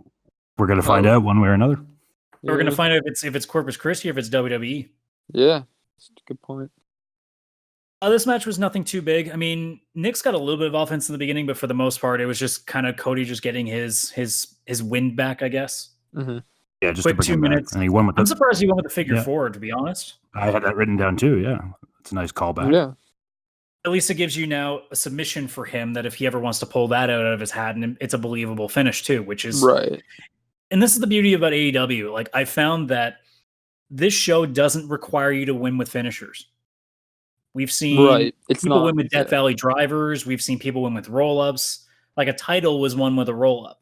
So there is the beauty that you don't automatically assume how the finish is going to go. Yeah, there's a subversion of expectations. It's fantastic. I think that on the one hand, that's it's also, I think the only issue where it could get murky is, when they're the type of people who, get type of people who would get annoyed at seeing a great match finish, a title match, like we said, finish with a roll up or something, kind of end abruptly, you were able to, kick out of these three finishers and you were able to, do that type of thing. But I also do like the idea of not letting the audience know that the match is about to end by, just consistently using a finisher that signals, okay, guys, time to wrap it up. Go. At least AEW is smart too to comment on how the pins are being done too. So there's a lot of times where guys will be like, he didn't hook the leg or he didn't put enough weight on his shoulders or like. So at the very least with a roll up, you can always make the case he actually hooked the leg properly. He did the proper protocol you need to get a really good locked in pin attempt. Like that kind of stuff I do appreciate too. Yeah, or it comes quick enough you take the other guy by surprise. Yeah, exactly. And they sell that. I mean, The finish to the tag match that SCU won the titles on, that one was a little bit weird because I think after a blood feud with the Lucha Brothers that was forming for weeks and it to end in a roll-up was kind of a weird finish. Yeah. But I mean, in terms of just any other match, like if this is just some random match, who cares? Like it's not a main event. Let them win with whatever it needs to. If it catches you by surprise, it's even better. We thought it was just to reestablish Cody, and then of course we found out that there was another purpose to this. Yeah. One that nobody apparently seemed to understand. Yeah. Literally, the first thing I did was look up Reddit. I'm like, okay, Reddit probably posted something about this, and I couldn't find much of anything. So I looked at a news story. I'm like, oh, okay, so there literally are unknowns. Okay. Yeah, this was kind of a mess. I'm a little surprised that they tried to do this because I thought they would have learned with the Dark Order, even though some people are aware of the Super Smash Brothers. The Dark Order still kind of came up like a fart in church because just not enough people know who those guys are. If the Lucha Brothers came out in that thing, that would have been different. Yeah. But in this case, like these two when random guys, Santana and Ortiz did it, they knew who Santana and Ortiz were, or at least enough people did. Right. Yeah, because Impact is at least still well enough known of a show. But like in this case with the Butcher and the Blade now, I'd never heard of these guys before. Apparently the guy was Braxton Sutton in Impact at one point. Never heard of him. The other guy's name is Andy Williams. So I've never heard of those names before. Andy Williams is apparently the front man of a band. Yeah. And kind of wrestles part-time. The only reason I knew who the Blade was is because I saw him 2 months ago at a local show. And that mask is kind of distinctive. But otherwise, I would have had no idea.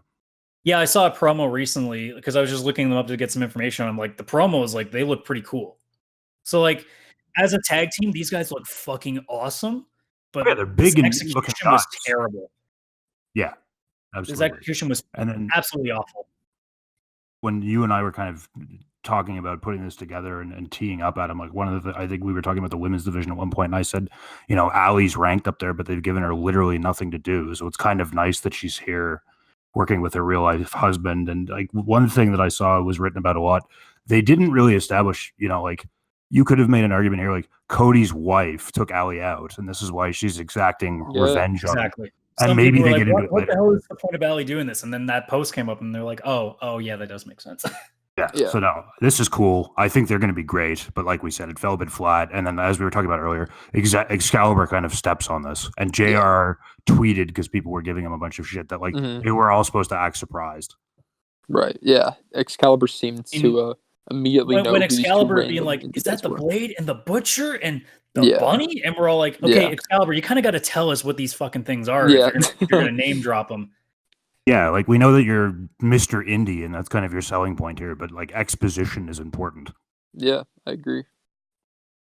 JR sold it perfectly because he's just like, "What the hell is this?" Yeah, who the fuck that's are what these we people all were coming out thinking. from the? Yeah, these people cut through the fucking ring and have been sitting down under the ring this entire time. Who are I thought they? it was gonna be Wardlow. That's where I got even more confused. I'm like, who the fuck are these guys? Yeah. Yeah, no. You know what? Like execution aside, I'm excited to see them. Yeah, I'll upvote anybody that wears a monocle to the ring.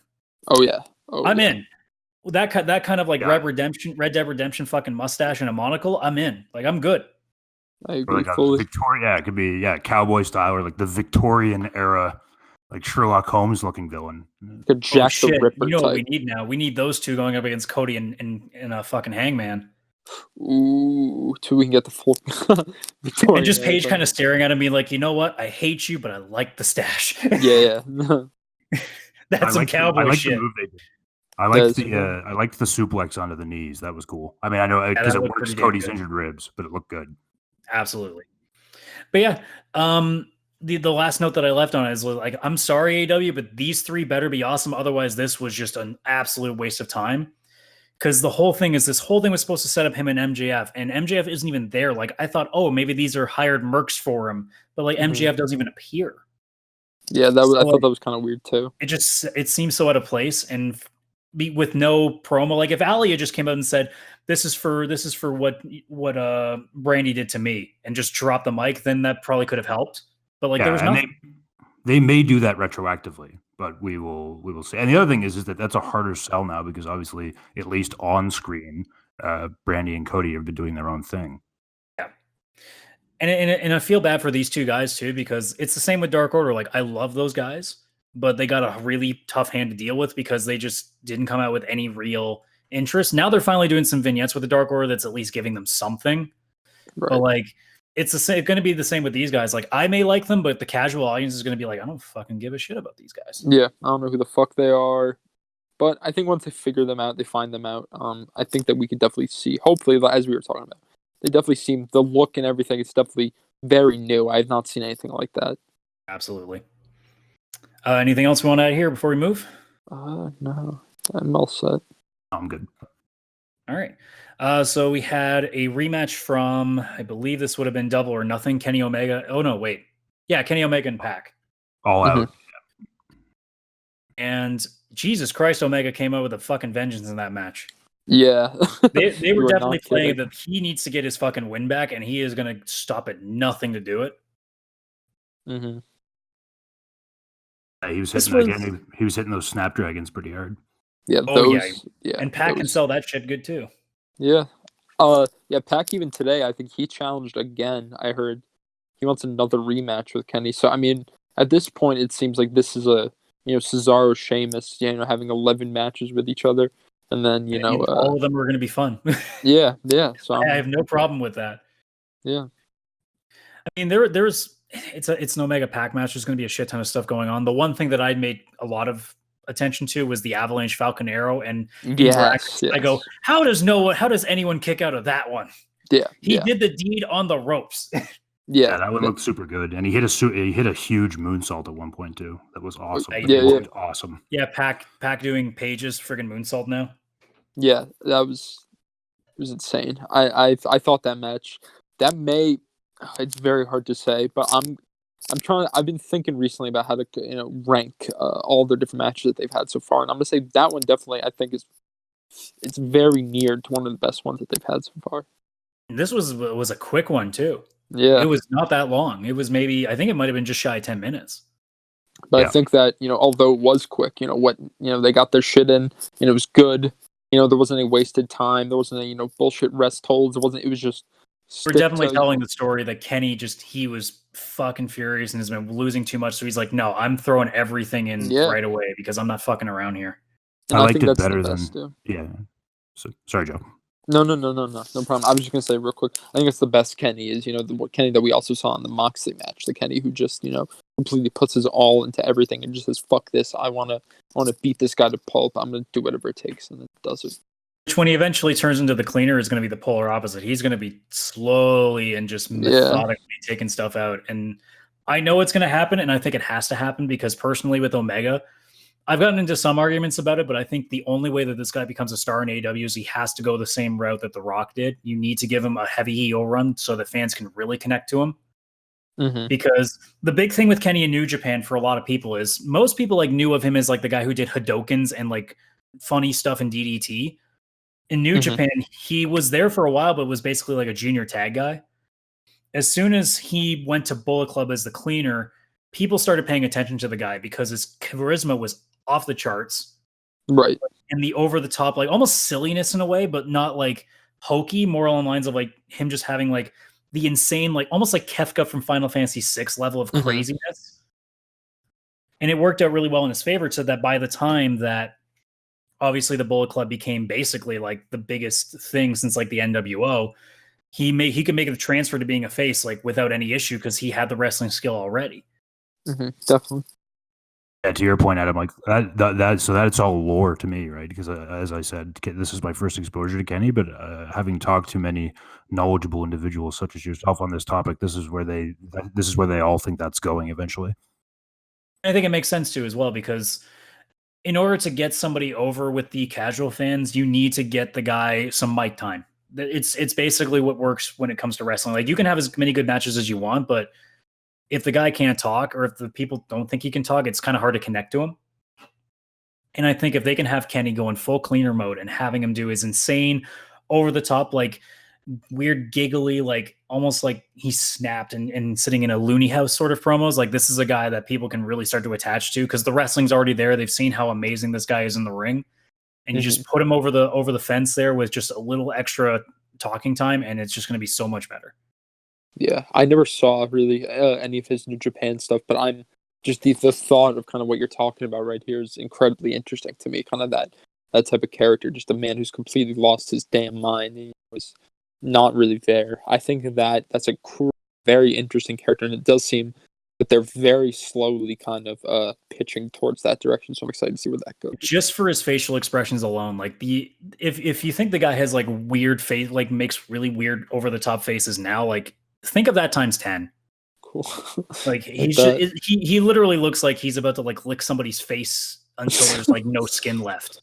When some of the times he makes faces, like he just looks like he's out of his goddamn mind. Mm-hmm. I'm hoping they go that route. Either way, like they're doing a very good job of keeping Kenny like just on the outside of the title picture, but still keeping him very fresh. Definitely. That's the thing too. Everybody just assumed, well, Kenny's going to be the first champion. He'll hold it forever because everybody's going to assume, he's going to be in the Tokyo Dome with Okada again, and blah blah. And like all the Meltzer fans are just craning their genius thinking about it. Yeah. Well, that's still a question, right? Like whether he'd be the next champion or not. And if he is, I imagine that would be a face run, and that might put off the thing that you're talking about for a while, or it would happen while he's champion. But 100%, I thought before they made Cody face Jericho at Full Gear, I thought they were going to save Cody for like Double or Nothing.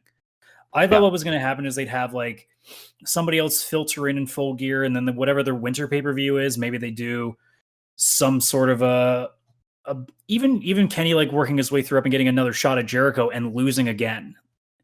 And like thinking, fuck, like I had another crack at it and I still failed.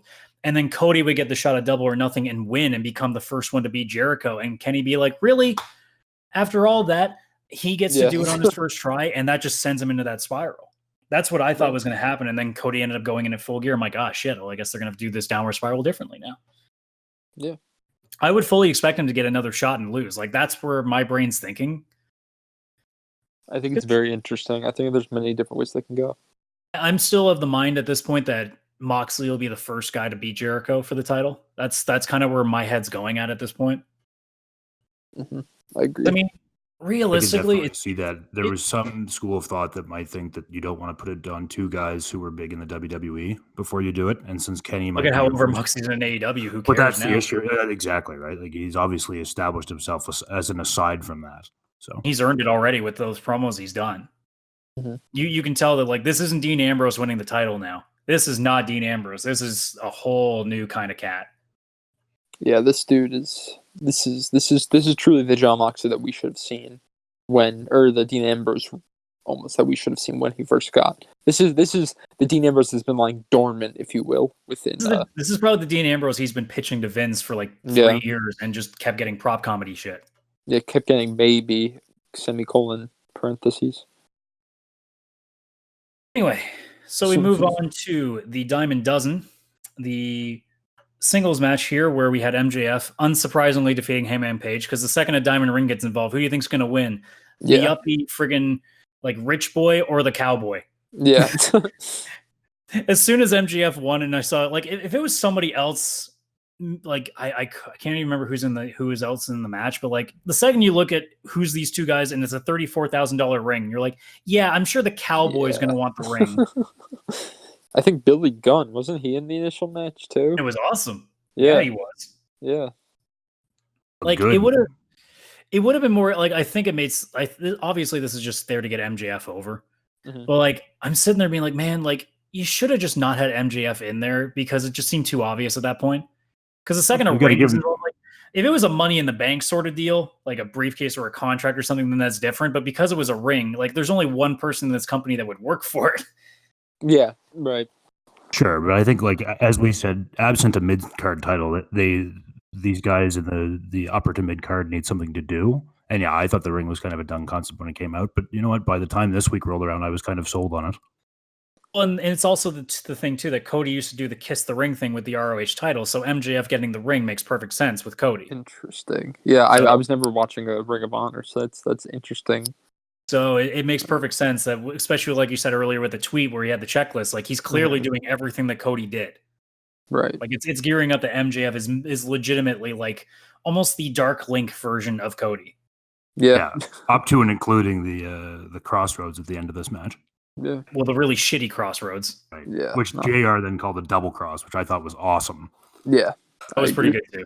The only This weak was point of the- MJF's game, I thought, and oh, sorry, Adam, I didn't mean to cut you off. Yeah, no problem. The only thing I think of that MJF needs more of, or needs something else, is better entrance music. It's like I the agree. only weak point I can think of. Personally, I wouldn't want him to have good entrance music, though. It kind of makes Well, sense that he has something there's that's something to be catchy. said for that, right? Yeah, that's true. And I had another note. This is funny. Like, I think Wardlow looks good with him. He looks menacing. I had like written down. It's like Wardlow his looks Diesel like to Shawn Michaels. yeah. I have written Wardlow looks like Ronnie from Jersey Shore if he was over 6 feet That's tall. really funny. Yeah. I can And see with that. with a beard. Yeah, I see that. Yeah, Wardlow was very interesting look. I definitely like the idea of MJF kind of having, and I think in this match too, like you were alluding to, I really like the idea, having this Wardlow guy, him needing, him being kind of a chicken shit heel who needs this insurance plan, if you will, to kind of be ensuring that things don't go wrong for if it ever looks like MJF's about to lose, and if it ever looks like something bad's about to happen to him, we all start to think, oh, finally this is it. Then he comes in and saves the day for.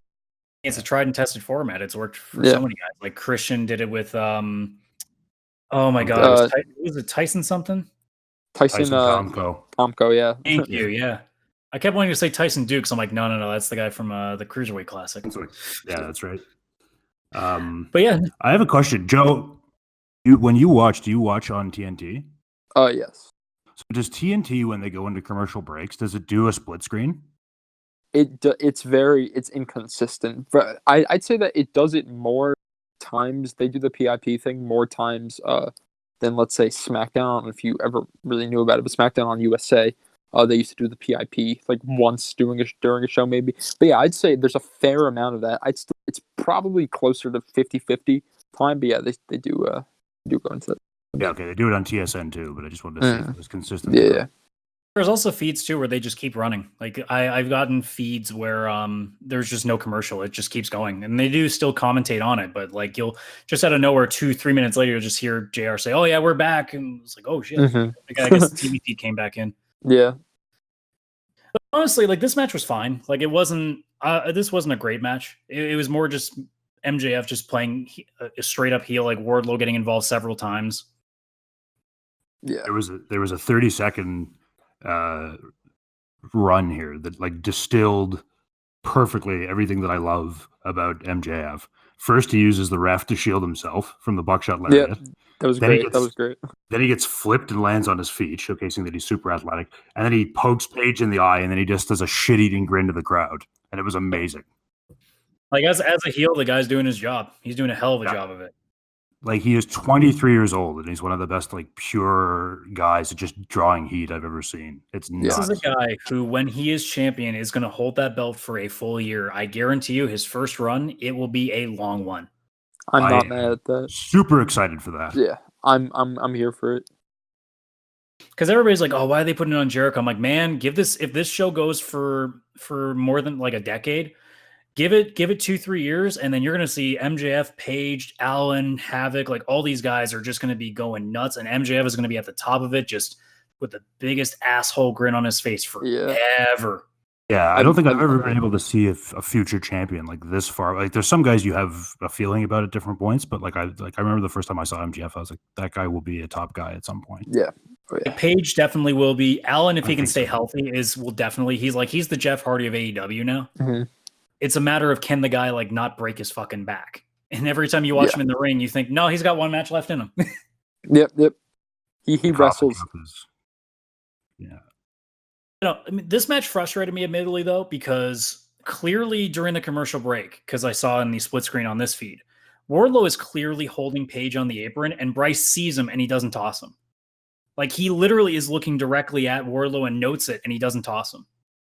Yeah, and even like the boot on the ropes at the end is kind of like he clearly thinks he did it, and JR actually does remark on it that time. And it's 2 cases in the match where like Bryce teases it and he doesn't, and I'm like, dude, like what are you doing? And then he finally gets to punch Paige, and then we get that really shitty double cross, or I guess the crossroads in this case, and then that was it.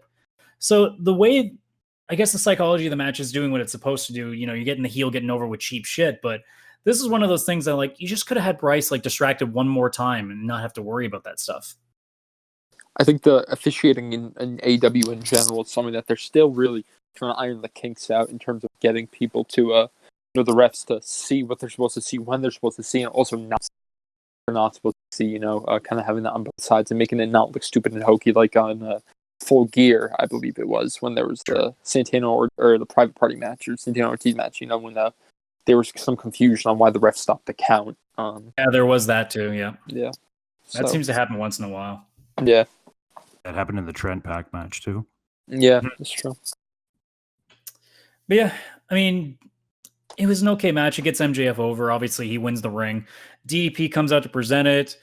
It was nice. It's always nice to see Dallas out there. I have such a soft spot for the guy, especially because he saved two of my favorite wrestlers of all time from fucking addiction and overdosing. Yeah. So I'm not gonna lie. There's a little bit of bias in there that I don't care if he even sucks on the mic. I'll still be happy about it. Oh, no. He looked good, man. 63 years old, and he still looks hot. Yeah, I hope I look that good at 45, let alone 63. Yeah. Yeah, I agree. Yoga. Yeah. I keep trying to do it, but fuck. It's crazy harder thing about than that. I think it is. Yeah. And the other thing you think about is like he's 63 now, which means like when he was the champion, like he wasn't at the top of WCW until he was like already in his early 40s, right? Like it's kind of crazy how late he broke out. I think when he blew at his back, I think he was like 43. That's insane to think about. He became the champion like his early 40s, like first ever champion in his 40s. Like that's insane. What a story, eh? Yep, comes out, does the usual thing. Is like, I don't like you, but I'm gonna be professional here. And he also did say, "I'm the bigger man," as he looked right at Wardlow. Yeah, that's cute. Yeah. And he goes to extend his hand up for a handshake. MJF just sticks his gum in DDP's hand. I'm surprised that after they started brawling that nobody actually got like a good like knockout punch. It was just a couple of pushes. I wonder if that's just that was a great DDP line too. Yeah, well, and that might be it, right? But like when he says to him, "You need to step off, big man, because you're going to look pretty stupid with a 63-year-old man kicking your ass." Yeah, I love that. Yeah, no, that was incredible. DDP. He's still got the gift of gab. Like he's always been very good. One of the best storytellers too. Yeah, absolutely. Yeah, anytime I've heard him on a pod or here or there, I love it. Love the storytelling. Mm-hmm. So it's just some of the greatest stories of like him and Savage or him and Dusty. Like just so much good stuff from that guy. And he's got some crazy stories too, because he used to be a bouncer and a club owner before he became a wrestler too. So he's got all that shit. Him on Joe Rogan is very, very interesting. I'll mark out any time a wrestler's on Joe Rogan's show for sure. Yeah, me too. Jake Roberts interview was pretty good. Oh god. Speaking of good Macho Man impressions, fuck Jake the Snake. Yeah. Oh yeah. No, Jake has one of the best, I'd say. Anybody want to add something else here on this one, or we want to keep moving on here? Near the end. They're doing God's work with MJF, and I'm excited to keep seeing it. Yeah, I think the segment overall was good. Getting MJF over as this complete asshole, while still making him look, developing a relationship. That's very good. So we did have Dustin come out. I think he came out during the commercial, and then they shot to him as the feed came back in. It seemed like they were trying to set up him with Jake Hager. Yeah, which I hope they do, because obviously there's the piece with his arm, right? And I think it'd be nice if Hager's going to have his first match, which I mean, obviously he is. They kind of teased it with Luchasaurus, but I think it should be Dustin. And I got to say that if and when that happens, I hope it's not a squash. Yeah, some people were saying that, it's got to be Luchasaurus first. I'm like, no, man, because Lucha's over. You can't push him early. Like Hager's got to have some wins, so you got to take out Rhodes first. Is like he gets the crafty veteran down, like he just beat him with raw power. Yeah, I'm really interested to see really where that kind of goes with Jake Hager, because I think at this point he does still have that. He's one of the few guys in AEW post, obviously excluding the Baron and Blade, who are brand new, who still kind of have that mystique factor, right? Of us kind of not knowing, how they're going to work. Obviously we know how Jack Swagger would wrestle and how he would, be. But I think it's definitely interesting. I think definitely. I just pray he doesn't wear the singlet. Yeah, no, it's not a good look. Big fan of the fact, also for him, that the We the People thing is, he's making something new, and he's not relying on that. Because Bellator, he, kind of does the We the People stuff. That's the thing. He's a legit badass now because he can literally knock you out. Like I kind of wonder if he might start wrestling in like fight shorts or something. Mm-hmm. Yeah, I think he will. I think he'll go the Brock route. I like that for him. With beef jerky labels on it. Yeah, Jimmy Johns, yeah. yeah, the Jimmy Jones, yeah. Yeah, before Dustin really had a chance to even say anything, like the Inner Circle come out and kind of put a kibosh to that. The Bucks came back, so Matt's back after missing a week. They did triple super kicks, triple shatter dreams, which I will mark out anytime they do a shatter dream because it's such a fun move to watch. Ortiz did a great job selling this again too. Yep, exactly. Another over the top reaction. It was awesome. Ortiz is so goddamn good for that stuff. But he did, the selling the super kick is one of my favorite things I've ever seen. Mm-hmm. The best part of Ortiz is when he sells like he's getting tased. It's just so funny. Yeah. Oh my god, he's absolutely incredible. His energy, that untapped raw energy, that is just like him. It's like a mixture of fun, but it's also like somewhat believable because if you get kicked in the right spot, you are going to spasm a little bit. Right. Yeah. Other than that, like, there's awesome. not much. It seems like I think they did say that they are going to be having a 6-man tag with those guys next week on Dynamite. I think it's going to be this week. It's Dusty and the Bucks against Sammy and PMP. That'll be very good. That'll always be. It's the Bucks, and yeah, you can't get a bad match out of the Bucks. Yeah, no, you just can't. We quickly had a bit of a Dark Order vignette. This was weird because I swear if that was actually like the guy up on stage talking, if that was actually half of Uno's face, I'm like, whoa, where's the mask? Yeah. I'm really hoping that was a plan because, like, seriously, like if that's what Uno looks like under the mask, man, he's not that threatening. No, yeah. Well, that's why he wears it, right? Yeah, because he's just this big guy from Quebec, but you can see his mask you can see his mask in the background while he's speaking. I thought the production value of this was awesome. Yeah, I agree. I just love the fact that, like, the Dark Order have now just become an evil televangelist or evil televangelist. Jesus. There you go. Third time's the charm. Yeah. I just love that gimmick. Yeah, me too. I saw them on Friday night, actually. They were here in Ottawa for a house show because they still come here every once in a while. It's funny, though, obviously, the drop off because, like, when they're on TV, they have like 8 or 9 creepers. When they were here on Friday night, they just have 2. Yeah, no. Look, the budget's not that big. It's hard to find creepers in Ottawa, I guess. Yeah. The collection plate doesn't go around as often as you think it does. No, it doesn't. I think it's kind of interesting, to go back to what you're talking about with the kind of the weird culty gimmick that they have right now. I like the it's almost like, I don't know how much you guys know about Heaven's Gate, kind of that type of very weird, what's the word? Fatalist kind of suicide.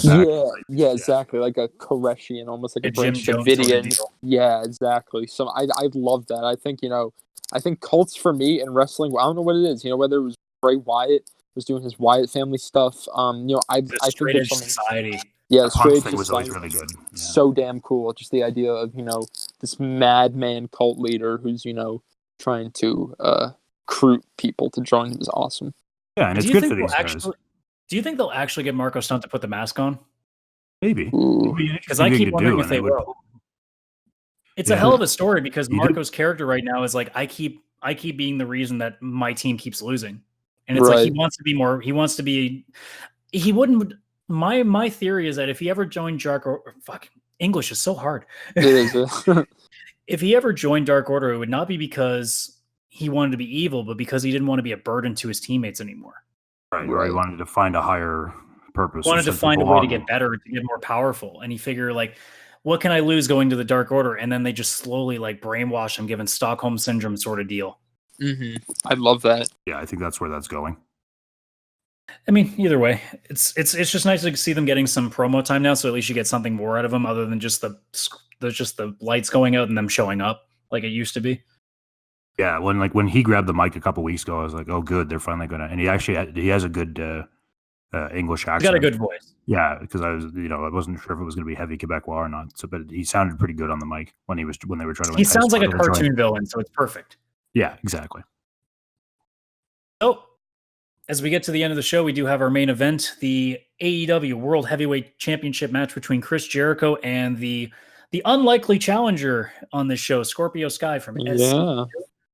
This was weird. I was very surprised that like nobody was coming down to the ring. I guess they were trying to sell that, oh, nobody's allowed at the ringside, when it's for these matches, even though that literally happened at Full Gear.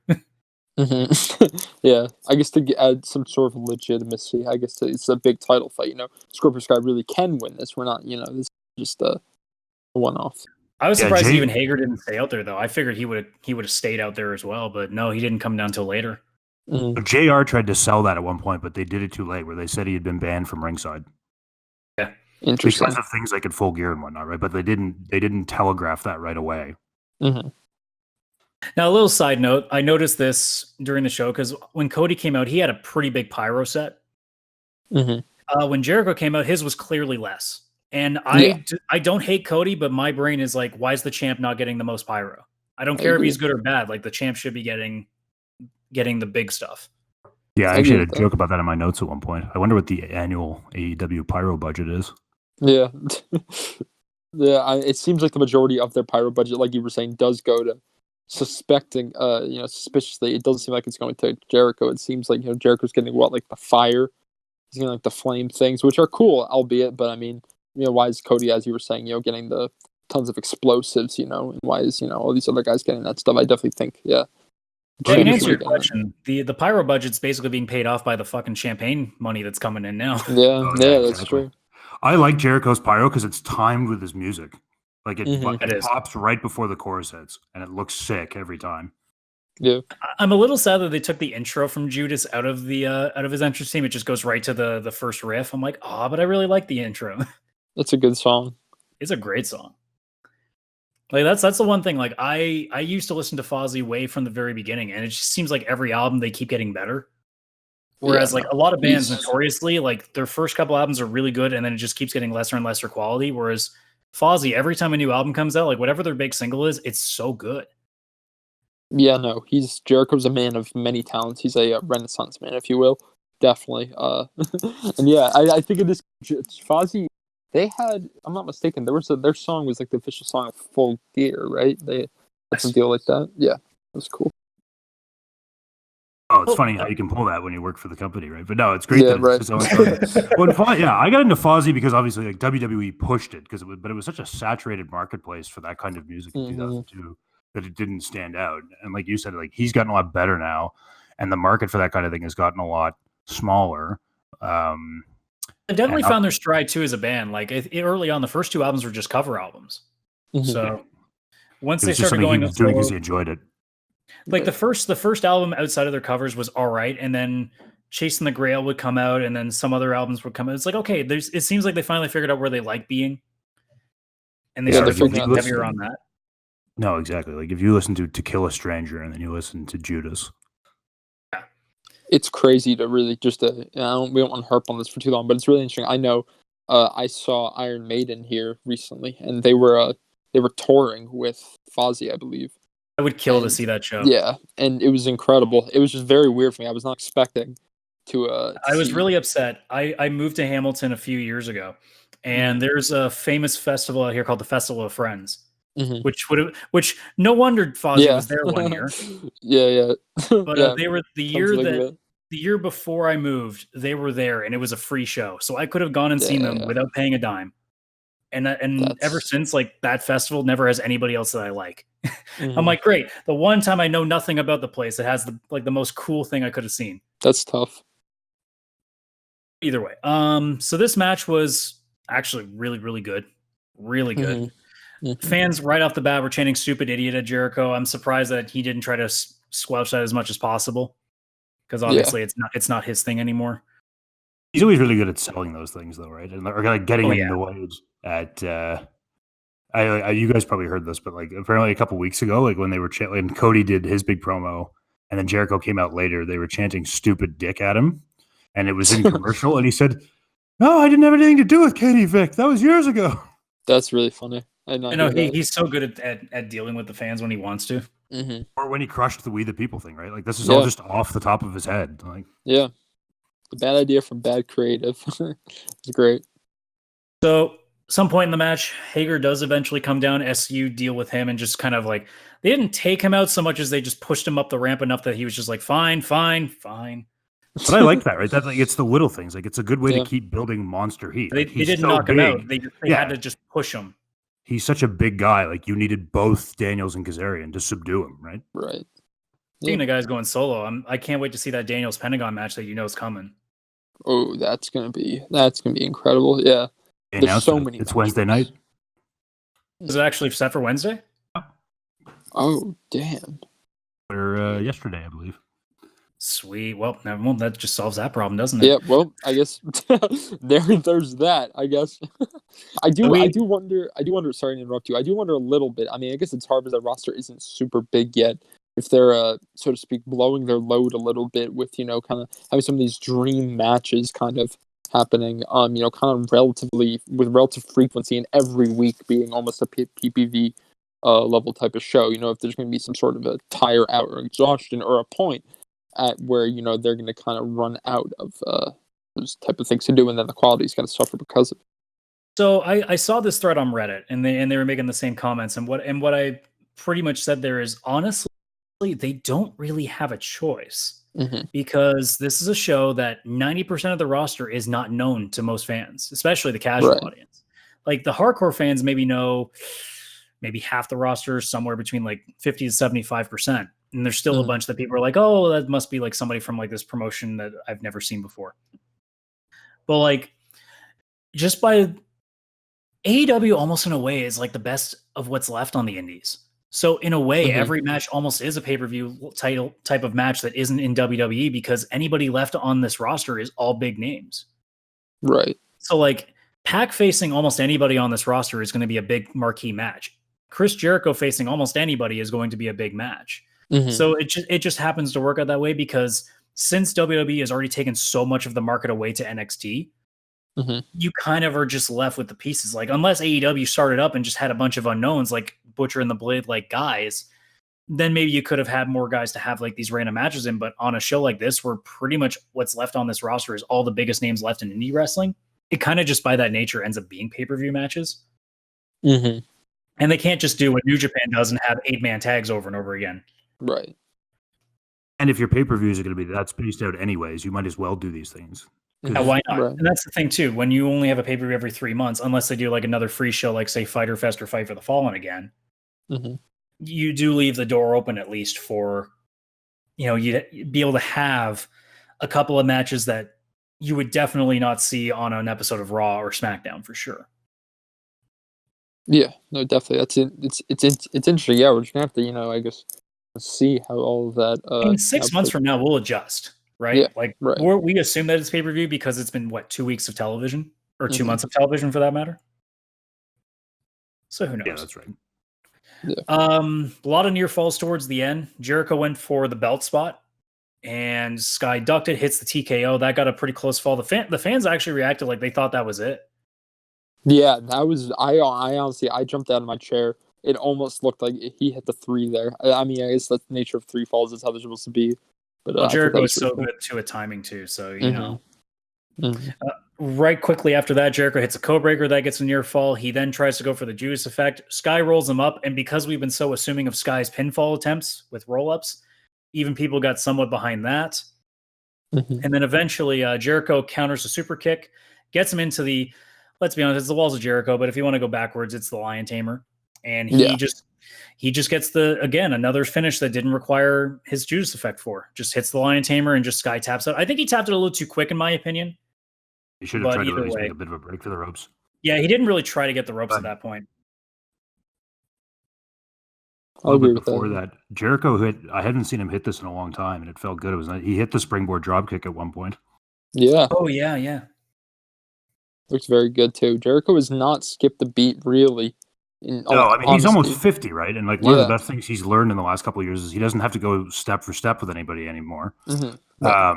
But it is nice to see these things that you watched him do for so long every once in a while as a callback. Yeah, definitely. I mean, like we saw with his match with Omega way back at Wrestle Kingdom, like it wasn't even like an over the top spot fest. It was a no DQ match, so that also gave him a lot more chance to have a lot of resting and stuff like that.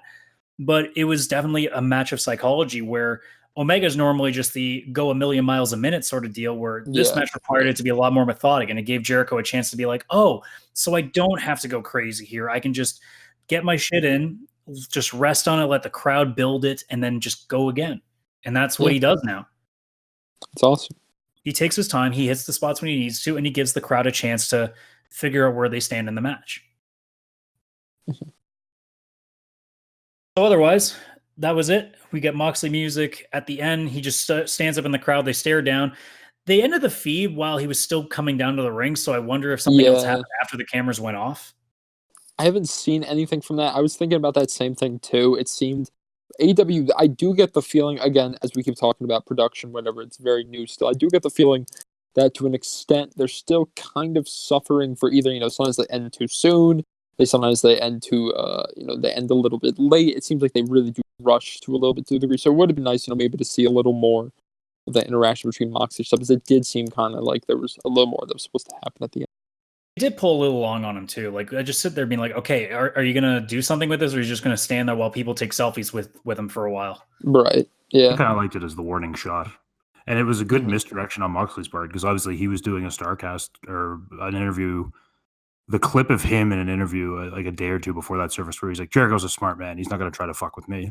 Mm-hmm. And then the next night, which makes sense. So great misdirection. Yeah, it's going to get to a point that he's probably going to face at least one more opponent for his title before finally somebody just like, because the whole point right now is they're trying to keep Moxley away. Like they're trying to play the powers that be angle with him again. Mm-hmm. Right. Yeah. So it's going to take a point where it's like undeniable that he has to go for the title. Like the record will just stand for itself. Like they're going to have him beat like everybody who keeps getting put in front of him, and eventually they'll have to be like, well, there's nobody left. I would like that. I think it would be cooler if that's what happens, right? Like this is what ends the show, and then everyone's like, "Oh my god, there's going to be a response to this." It would almost be cooler if like he doesn't even address it, and like a couple weeks later, after another Jericho match, it happens again. Just kind of shows up again, being like, "Bitch, I'm here. I haven't forgotten about you. I'm still coming for you eventually." But and finally, like he's going to have to fight like Paige at some point. Maybe he goes after Pac again. Like there's going to be a couple more like big name opponents he has to go through, and then eventually, like he's just going to show up just paradigm shift him and then just be like, and just look at the belt, hold it for a sec, and just kind of nod and then put it down, and then that'll kind of be the setup. That's all we need. Yeah, I don't think that you need to rush him into anything right now because of how hot he is, and also you can't afford to have him lose really at this point, I think. So, I'm excited to see really where that goes. But yeah, I think it was a very strong ending though to the episode as a whole. Because at least it sets up something that is coming. Yeah. And you want to see, because that's going to be it'll be very interesting to see an Ambrose Jericho match that's not under a WWE banner. Mm-hmm. Yeah. To see what those two can put behind each other, especially in the promo department, because those guys can go and they never really let them talk. Yeah. Not wrong. So final thoughts on the show. What did you guys think?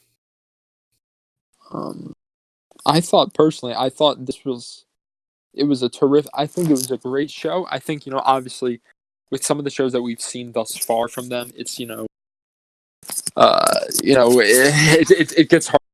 This show, a show that's, other crazy matches that we've already seen, the tag tournament matches or things like that. But I still think overall, they're still slowly trying to build a couple things here and there. There's nothing huge that's happening right now. It's really just kind of introducing some new things, as we're talking about new tag teams to the division and things of that nature. I think overall, though, I think it was a good show. It did what it needed to do. And it left me, like most AEW Dynamite, I say most, it should be every AEW Dynamite, it left me wanting to know what happens next week instead of being burnt out and, watching it just because it's appointment viewing or I feel like I have to. Leaves you with a smile on your face. Yeah. What about you, Liam? Yeah, I thought it was a good episode. It set up a bunch of dominoes they're going to knock down later. I liked the MJF spot a lot. I liked seeing Paige. And, being a big Jericho guy, happy that he's still the champion, though we expected that. And thought that was a good match as well. Yeah. In my opinion, it's definitely one of the better shows they've had. Obviously, there's been some where it's just you can't touch it. Yeah. In this case, all shows have been good. It's just a matter of like, okay, is it good or is it really good? Like that's really where it comes from me right now. I haven't had a bad show. Like whether it's Dark or Dynamite, there hasn't been a bad show. I'll agree. An embarrassment of riches. Yeah. There have been bad matches, yes, but in terms of like actual shows as a whole, no. I agree. I think like the lowest you can have is like an episode of Dark that I would give like a C. Like that's probably as bad as it gets right now. Yeah, no, which is incredible. It really shows you about the quality control that's going on with AEW. That they're putting a lot of work and effort into showing their fans that the pro wrestling comes first and everything else comes second. It's not the other way around. Like where a lot of fans have been conditioned to believe it's supposed to be. And I really like that. Yeah.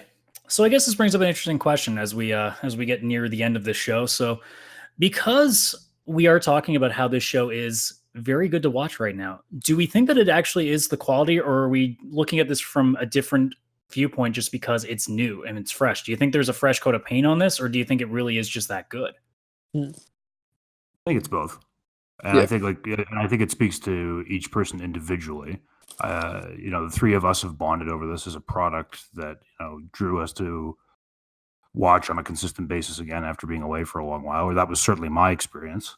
I mean, hell, the Reddit thread when I put up looking for guests like you guys, like almost all of them are saying, "Oh yeah, I'm like a lapsed fan that just came back." I'm like, "Fuck!" Like almost everybody that's posting here that's that into it again, they're all people that left.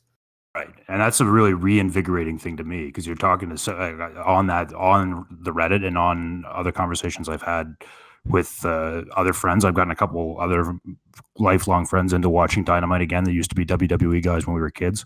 It is really exciting. It is really fresh. I think it helps for me that it's like, being a Jericho fan since I was 9, that he's leading the effort here as the first head guy of the company to establishment. I love. But it has exposed me to a bunch of guys like Kenny and the Bucks that I hadn't seen previously. And that's been a really rewarding experience. But at the same time, I do think the quality is really good. It is not without its faults. And, I think they have to get better at certain things in terms of production and maybe a storyline here or there. But I don't anticipate I'm going to stop watching this in the coming months. I get actively excited about watching on Wednesdays. Yeah. I mean, realistically, you'll know for sure when we hit May when Double or Nothing 2 comes in. Because that'll be a full year. Yeah, exactly. I mean, not of television, but it'll be a full year since the label started, and that'll really give you a sense. It's like, okay, if I'm still as invested in May as I am now, like that's a real big deal. Yeah. And I'll call that. I don't know what it is in the United States, Joe, but like I'll call this in Canadian dollars the $50 test because I have bought All Out and I've bought in Full Gear, and if I'm still buying pay-per-views in May, like if I'm still thinking like this is worth my $50. I still, I want to watch this live. I don't want to find out about it on YouTube and things like that later. Then we'll know. Yeah. I think. I mean, I find ways to get the feed for cheaper. Yeah, that's true. I've enjoyed it because I've made it.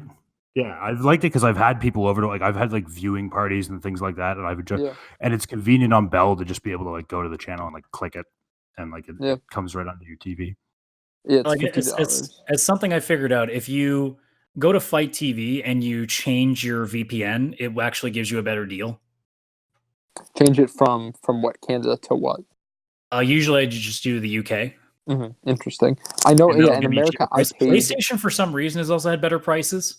That is very weird. I paid $50 for Full Gear. That's the first show that I paid for. The other I was being a dirty scoundrel with. But for that show, I definitely got that money with. Again, it's gonna be it's very new in the product. It was very a new idea, but some type of a streaming service would do absolutely wonders for them. Something a la WWE Network for them when that comes a time for that. I think would it would seal the deal that AEW is. Personally, I think they're already doing it. It's just they're doing the smart thing, which is not saying anything about it and actually testing this out to make sure it's functional because a lot of streaming services come out and they just are garbage. They don't work and things don't connect properly and stuff's missing. I think they're also trying to see what they can do for more content. I think that's also a part of it because if they put up a network, like what are they going to put on it? Right. I think it would be. I mean, there was talks of a while ago the WWE Network them trying to with this new. They talked about how there's this new premium feature, with this new update, and there were talks to them, us getting some deals, whether it was Ring of Honor or whether it was some other indie, Evolve or Progress or whatever other indies they're friendly with getting their shows on there. With AEW, you can develop some of those relationships with some of the indies they're friends with. I mean, Triple A's not really wonders because recently, because they do a lot of work with Stardom, obviously with Kenny in the women's division, right? And now that Stardom's been bought up by Bushiroad, it only makes it more interesting with the New Japan conversation, right? I mean, they already have. You would need something like that to make it. Yeah. And you would need a second partnership to make it viable in terms of the amount of programming you can put on it. Because I think one of the big selling points for the network, though I've never subscribed to it, is WCW and ECW's video library, right? Which, from a historical perspective, AEW doesn't have anything to the extent because it's a less than year old company. Like I said, if they get something which say AAA and New Japan, like those are two like very long standing companies, right? And especially for the fans that mostly gravitate to AEW in the first place, New Japan is probably already on the radar. So to be able to go back and see like older shows would also be a hit for them. But like even if it was just say, hey, here's our network, we have a partnership with AEW, we've developed this thing with New Japan. Like even if they were just like, okay, so we got our stuff, we have these original things that we pop up, whether it's like the ordering room service thing that they do on YouTube. Mm-hmm. Yeah. They do more like interview segments and stuff like that. Then they can be like, hey, here's AAA's library, here's New Japan's library, here's Stardom stuff. So that way, like at least it's 4 things. Right. It's something like that has some substance to it. I think with the New Japan thing, the conversation, I think there was recently I saw on Reddit someone posted about how Harold Mage, I think maybe he was talking about how, what the relationship with AEW is, and he was saying, it's not a hostile relationship at this point, but that trust needs to be built, since it is a new company still, I think like that. So it is interesting, since they do have a relationship with Stardom, starting with the Sushi Road connection. I think that, yes, something like that, having that type of library and that type of video access on demand for AEW would be absolutely enormous. I mean, again, it's not like it needs to happen immediately. They're doing just fine the way that they are. They don't need to rush it. They don't need to do what WWE likes to do, which is just throw stuff out there because they need to just make stuff. Mm-hmm. Just to remind people, hey, we're still here, even though that nobody watches anymore. Yeah. But I don't know. Like personally, like going back all the way to the question that we had, is like, is it fresh or is it because it's quality? I think it really is like you said, like you guys said too. It probably is a bit of both. I mean, it is really a good show. I think if I never watched wrestling before and I watched this, I'd still like it. But I think what really helps is that because so many of us especially have come from years and years of just watching WWE and just being so frustrated by it and saying, hey, man, what if they did this? What if they did this? This needs to be fixed and they need to stop doing this. And then AEW comes around and literally does like 90% of all the things that we complained about. They fix all these things. So I think there is, it's almost like, if you're the kind of person that say goes to a fast food restaurant and you just eat at McDonald's for a month straight, like every lunch you go from work, you go get McDonald's and you're just like, man, I wish I could get like this one thing though. And you go to this one place, you go to Burger King and they've got that one thing and you have it and it's good. And you're like, holy shit, like my mind's been blown now. It really is probably a lot of it just being that you got so used to WWE, you can't stand it anymore. And here comes this new thing that's high quality and so much different. Yeah. And I think that, I mean, I agree.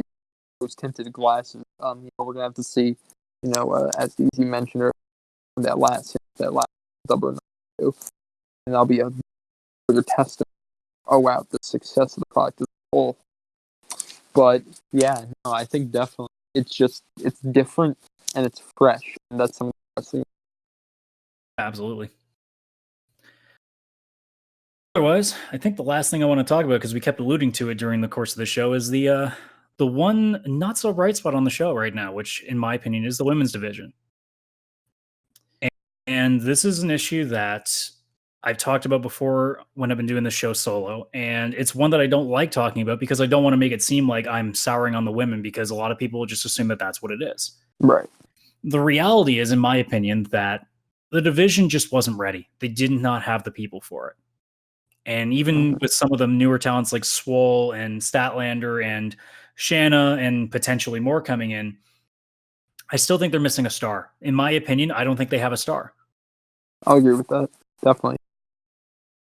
The pacing of how they've built it has been an issue too, because they had like a certain set group at the beginning, but some of them were underutilized, and then they've added people like Swole and Shanna, and even Sheeta has come along later than the jump, or she was there at the beginning and then disappeared for months on end. She had to finish all her stuff.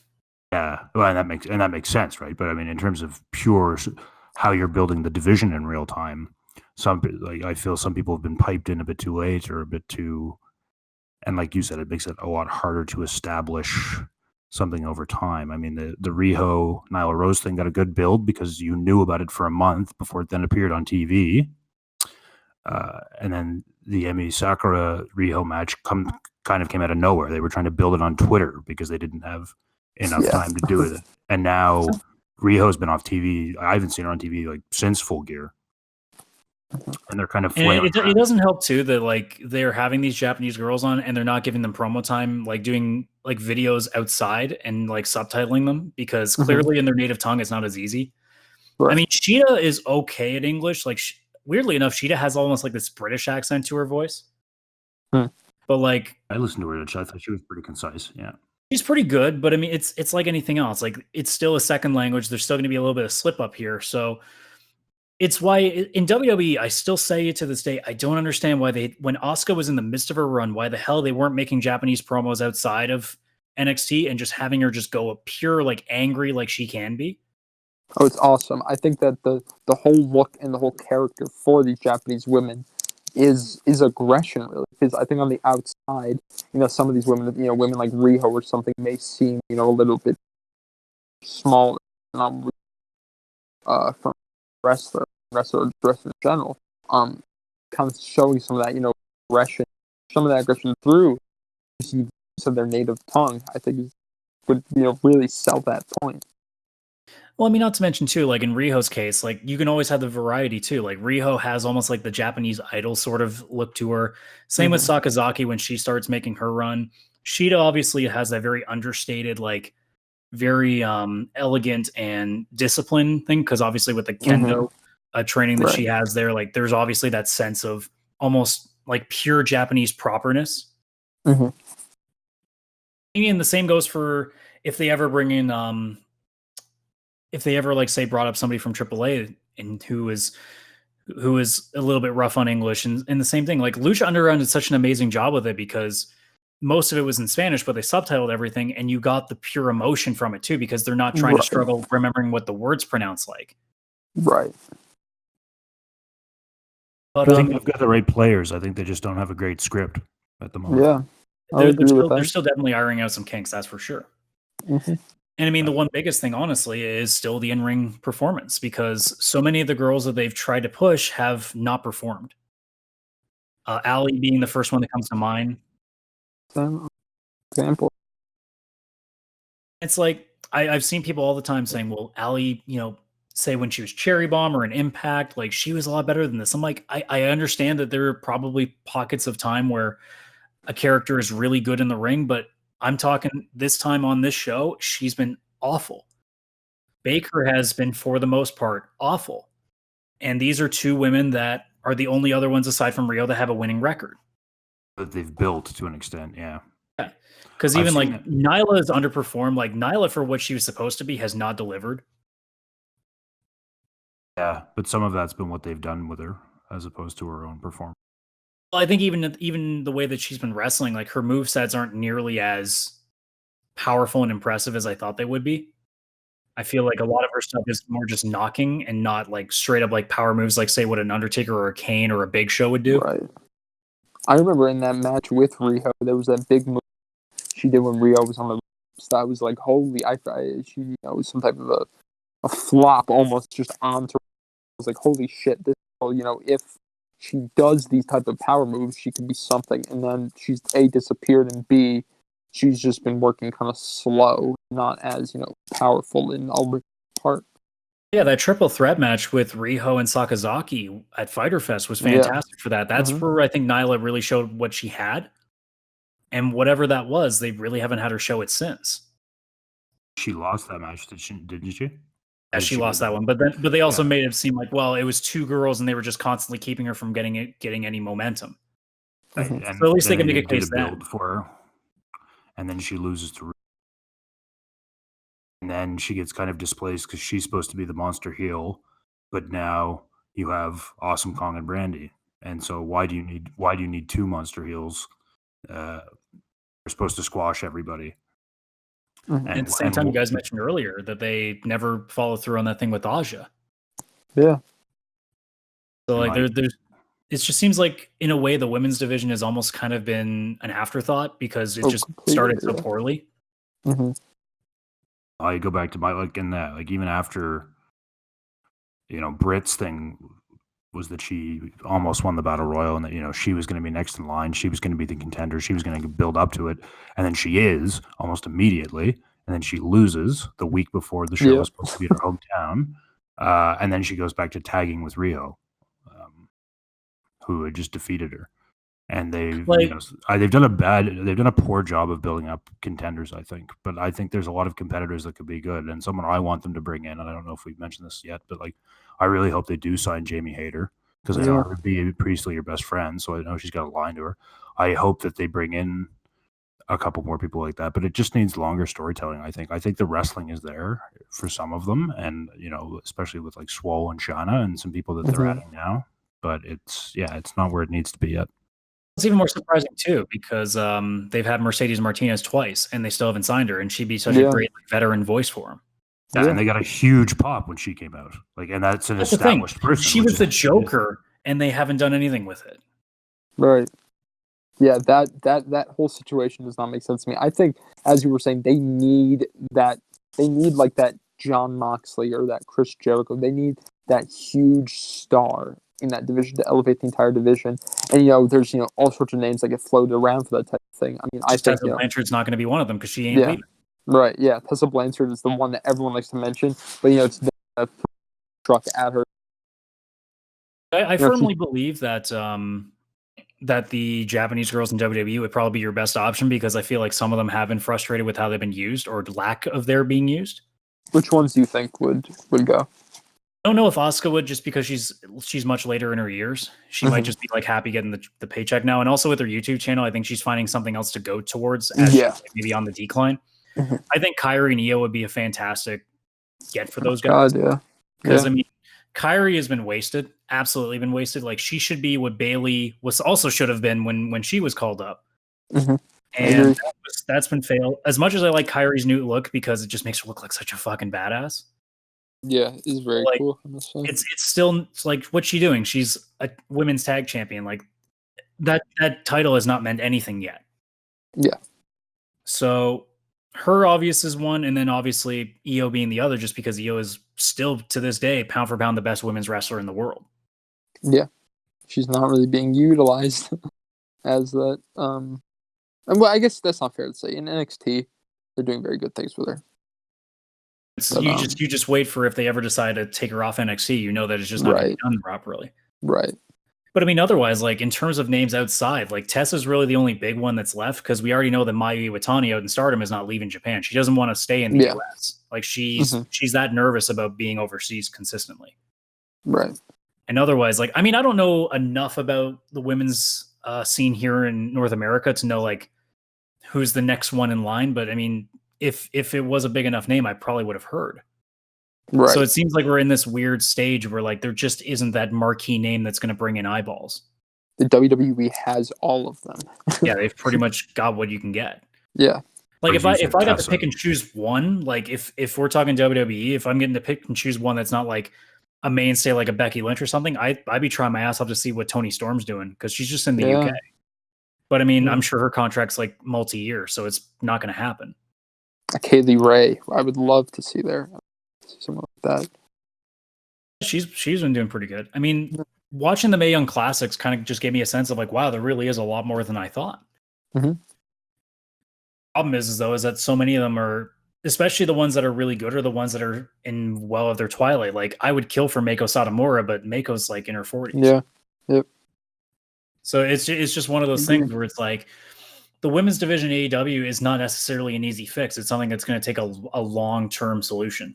And I think hopefully by them having some of these new girls like Shanna, Swole, Statlander, potentially Hayter, and maybe a few more. Like, I'm surprised we haven't seen Tenille Dashwood, because I figured that was one that would have come in.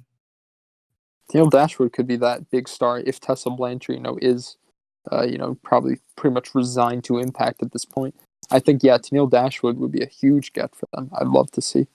I mean, we know realistically that if they want to have them put that division on a map, they need Tessa. Like, that's just fact at this point. Right. Until we see something else, like, that's the need. Impact is literally going to put their world title on her so that she doesn't leave. Yeah.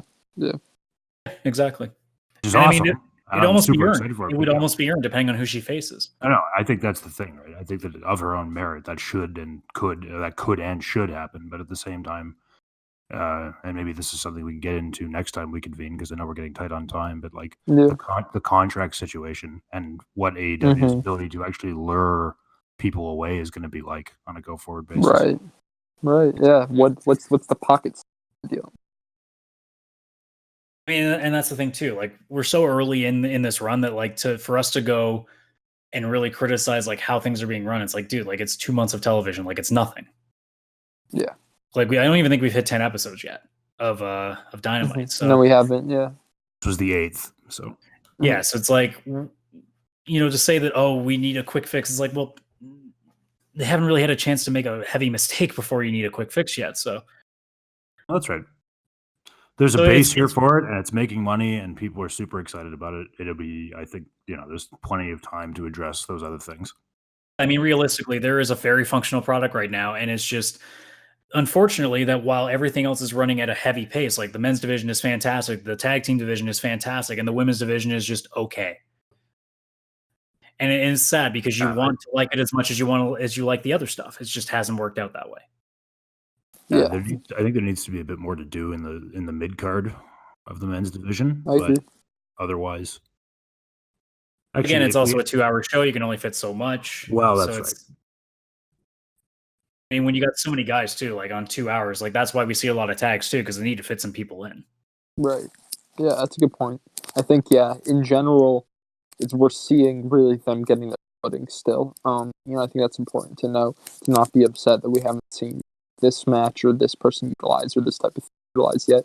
There hasn't been a precedent of them, intentionally not utilizing certain people or not having certain matches that could potentially be good yet.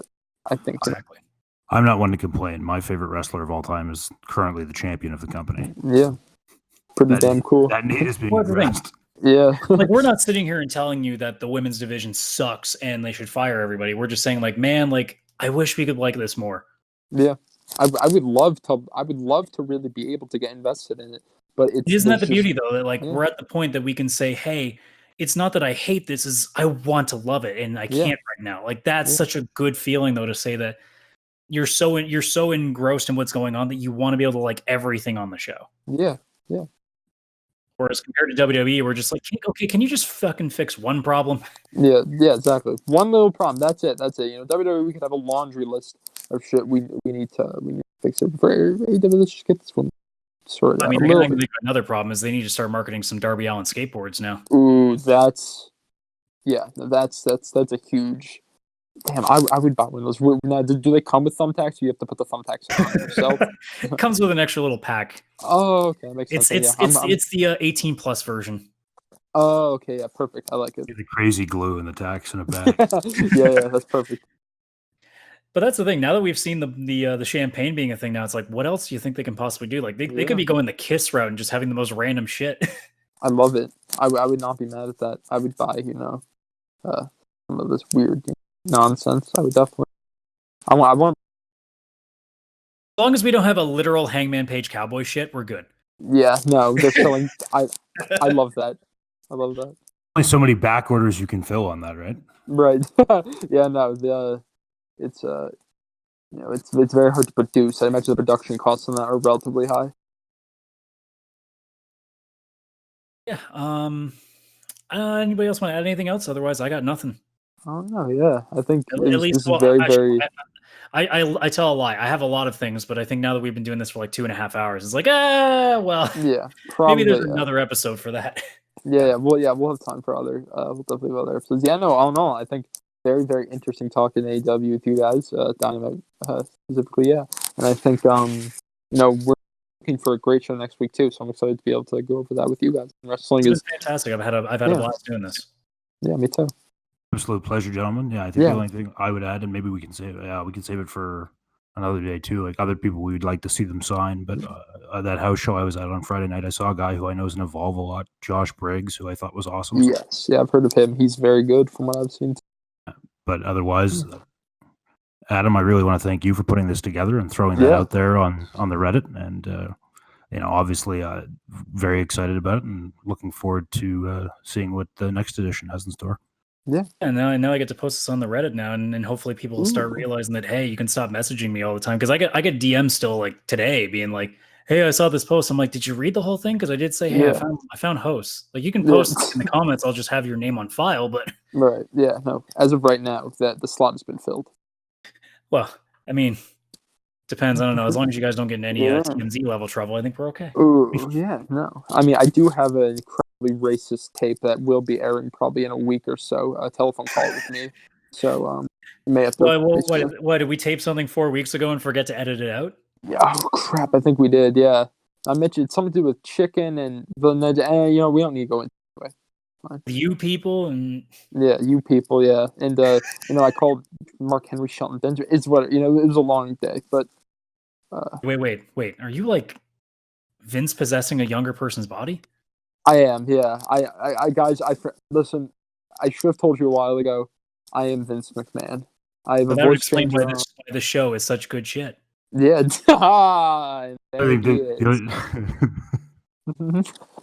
So I think with that being said, we're gonna close this first. What I wanted to say test episode, but I think I'm gonna actually post this fucker up. So cool.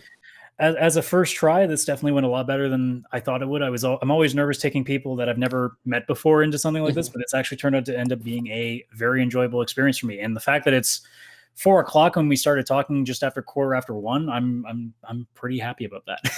Yeah, me too. Definitely. We just subvert expectations. That's what I do best. So with that being said, guys, so if you're watching this on YouTube or I'm posting this on the Reddit, if you want to see more of this stuff, like the video, subscribe to the channel, post comments below, especially if you need to talk about how stupid we are, because it's the internet. Yeah. If you're listening to this on an audio service, if you can rate the show, give us a minimum like 4 stars. I know we're not doing it in the dome, so maybe we're not worth 5. Yeah. If next time we'll have to record in the dome. And then obviously if you can share that with people, please do so, whether it's the video or the audio version. My Twitter is askcsradical. Do you guys have a handle that you guys usually use for social media? Yeah, no, if you guys want to follow me or whatever, myself to wrestling heavy. I don't really post, interesting takes or anything, but I'm at JMKROX. If you want to go follow that, you're more than welcome to do so. And maybe, if you have questions for the show or, whatever, you can send it to us. We'll be able to talk about that here too. And I'm at LDZ324 on Twitter and Instagram. That is DZ. That is DEEZY. And that's Z for Canadian because that's the proper way to do it. Interesting. Yeah, we're going to have a long debate about that. Should we just finish off with the fact that your Thanksgiving is in the wrong place? Yeah. I was quick things. I know we're wrapping up right here. What time do you guys have your Thanksgiving? What time of year? The second Monday. The Canadian Thanksgiving is the second Monday in October. Okay. That's too close to Halloween, though. That's the point. Because as you know, as a kid, you were told when you were a child, you can't have dessert until you've had your dinner. Okay, fair enough. That's honestly my reasoning for it, because I think it's a funny line. No, it is funny. I mean, personally, it doesn't make a difference to me. I mean, a month after Thanksgiving, I'm just going to have turkey and stuffing again. Like, I don't need a reason to eat turkey and stuffing. Like, you've put that in front of me, I'm happy. Yeah, I agree. Yeah, I'll eat it. As long as it's not pumpkin pie, that can go to hell. Yeah. That's like Ryan Reynolds said the other day. To all my American friends, happy Thanksgiving. To all my Canadian friends, happy Thursday. That's funny. All right, well, thank you so much for joining me, guys, and we'll hopefully get to do this sometime next week if we can find a day. So, yeah. Perfect. Let's talk soon. Yeah. Right, cheers, everybody. Thanks for checking us out, and we'll see you on the next episode.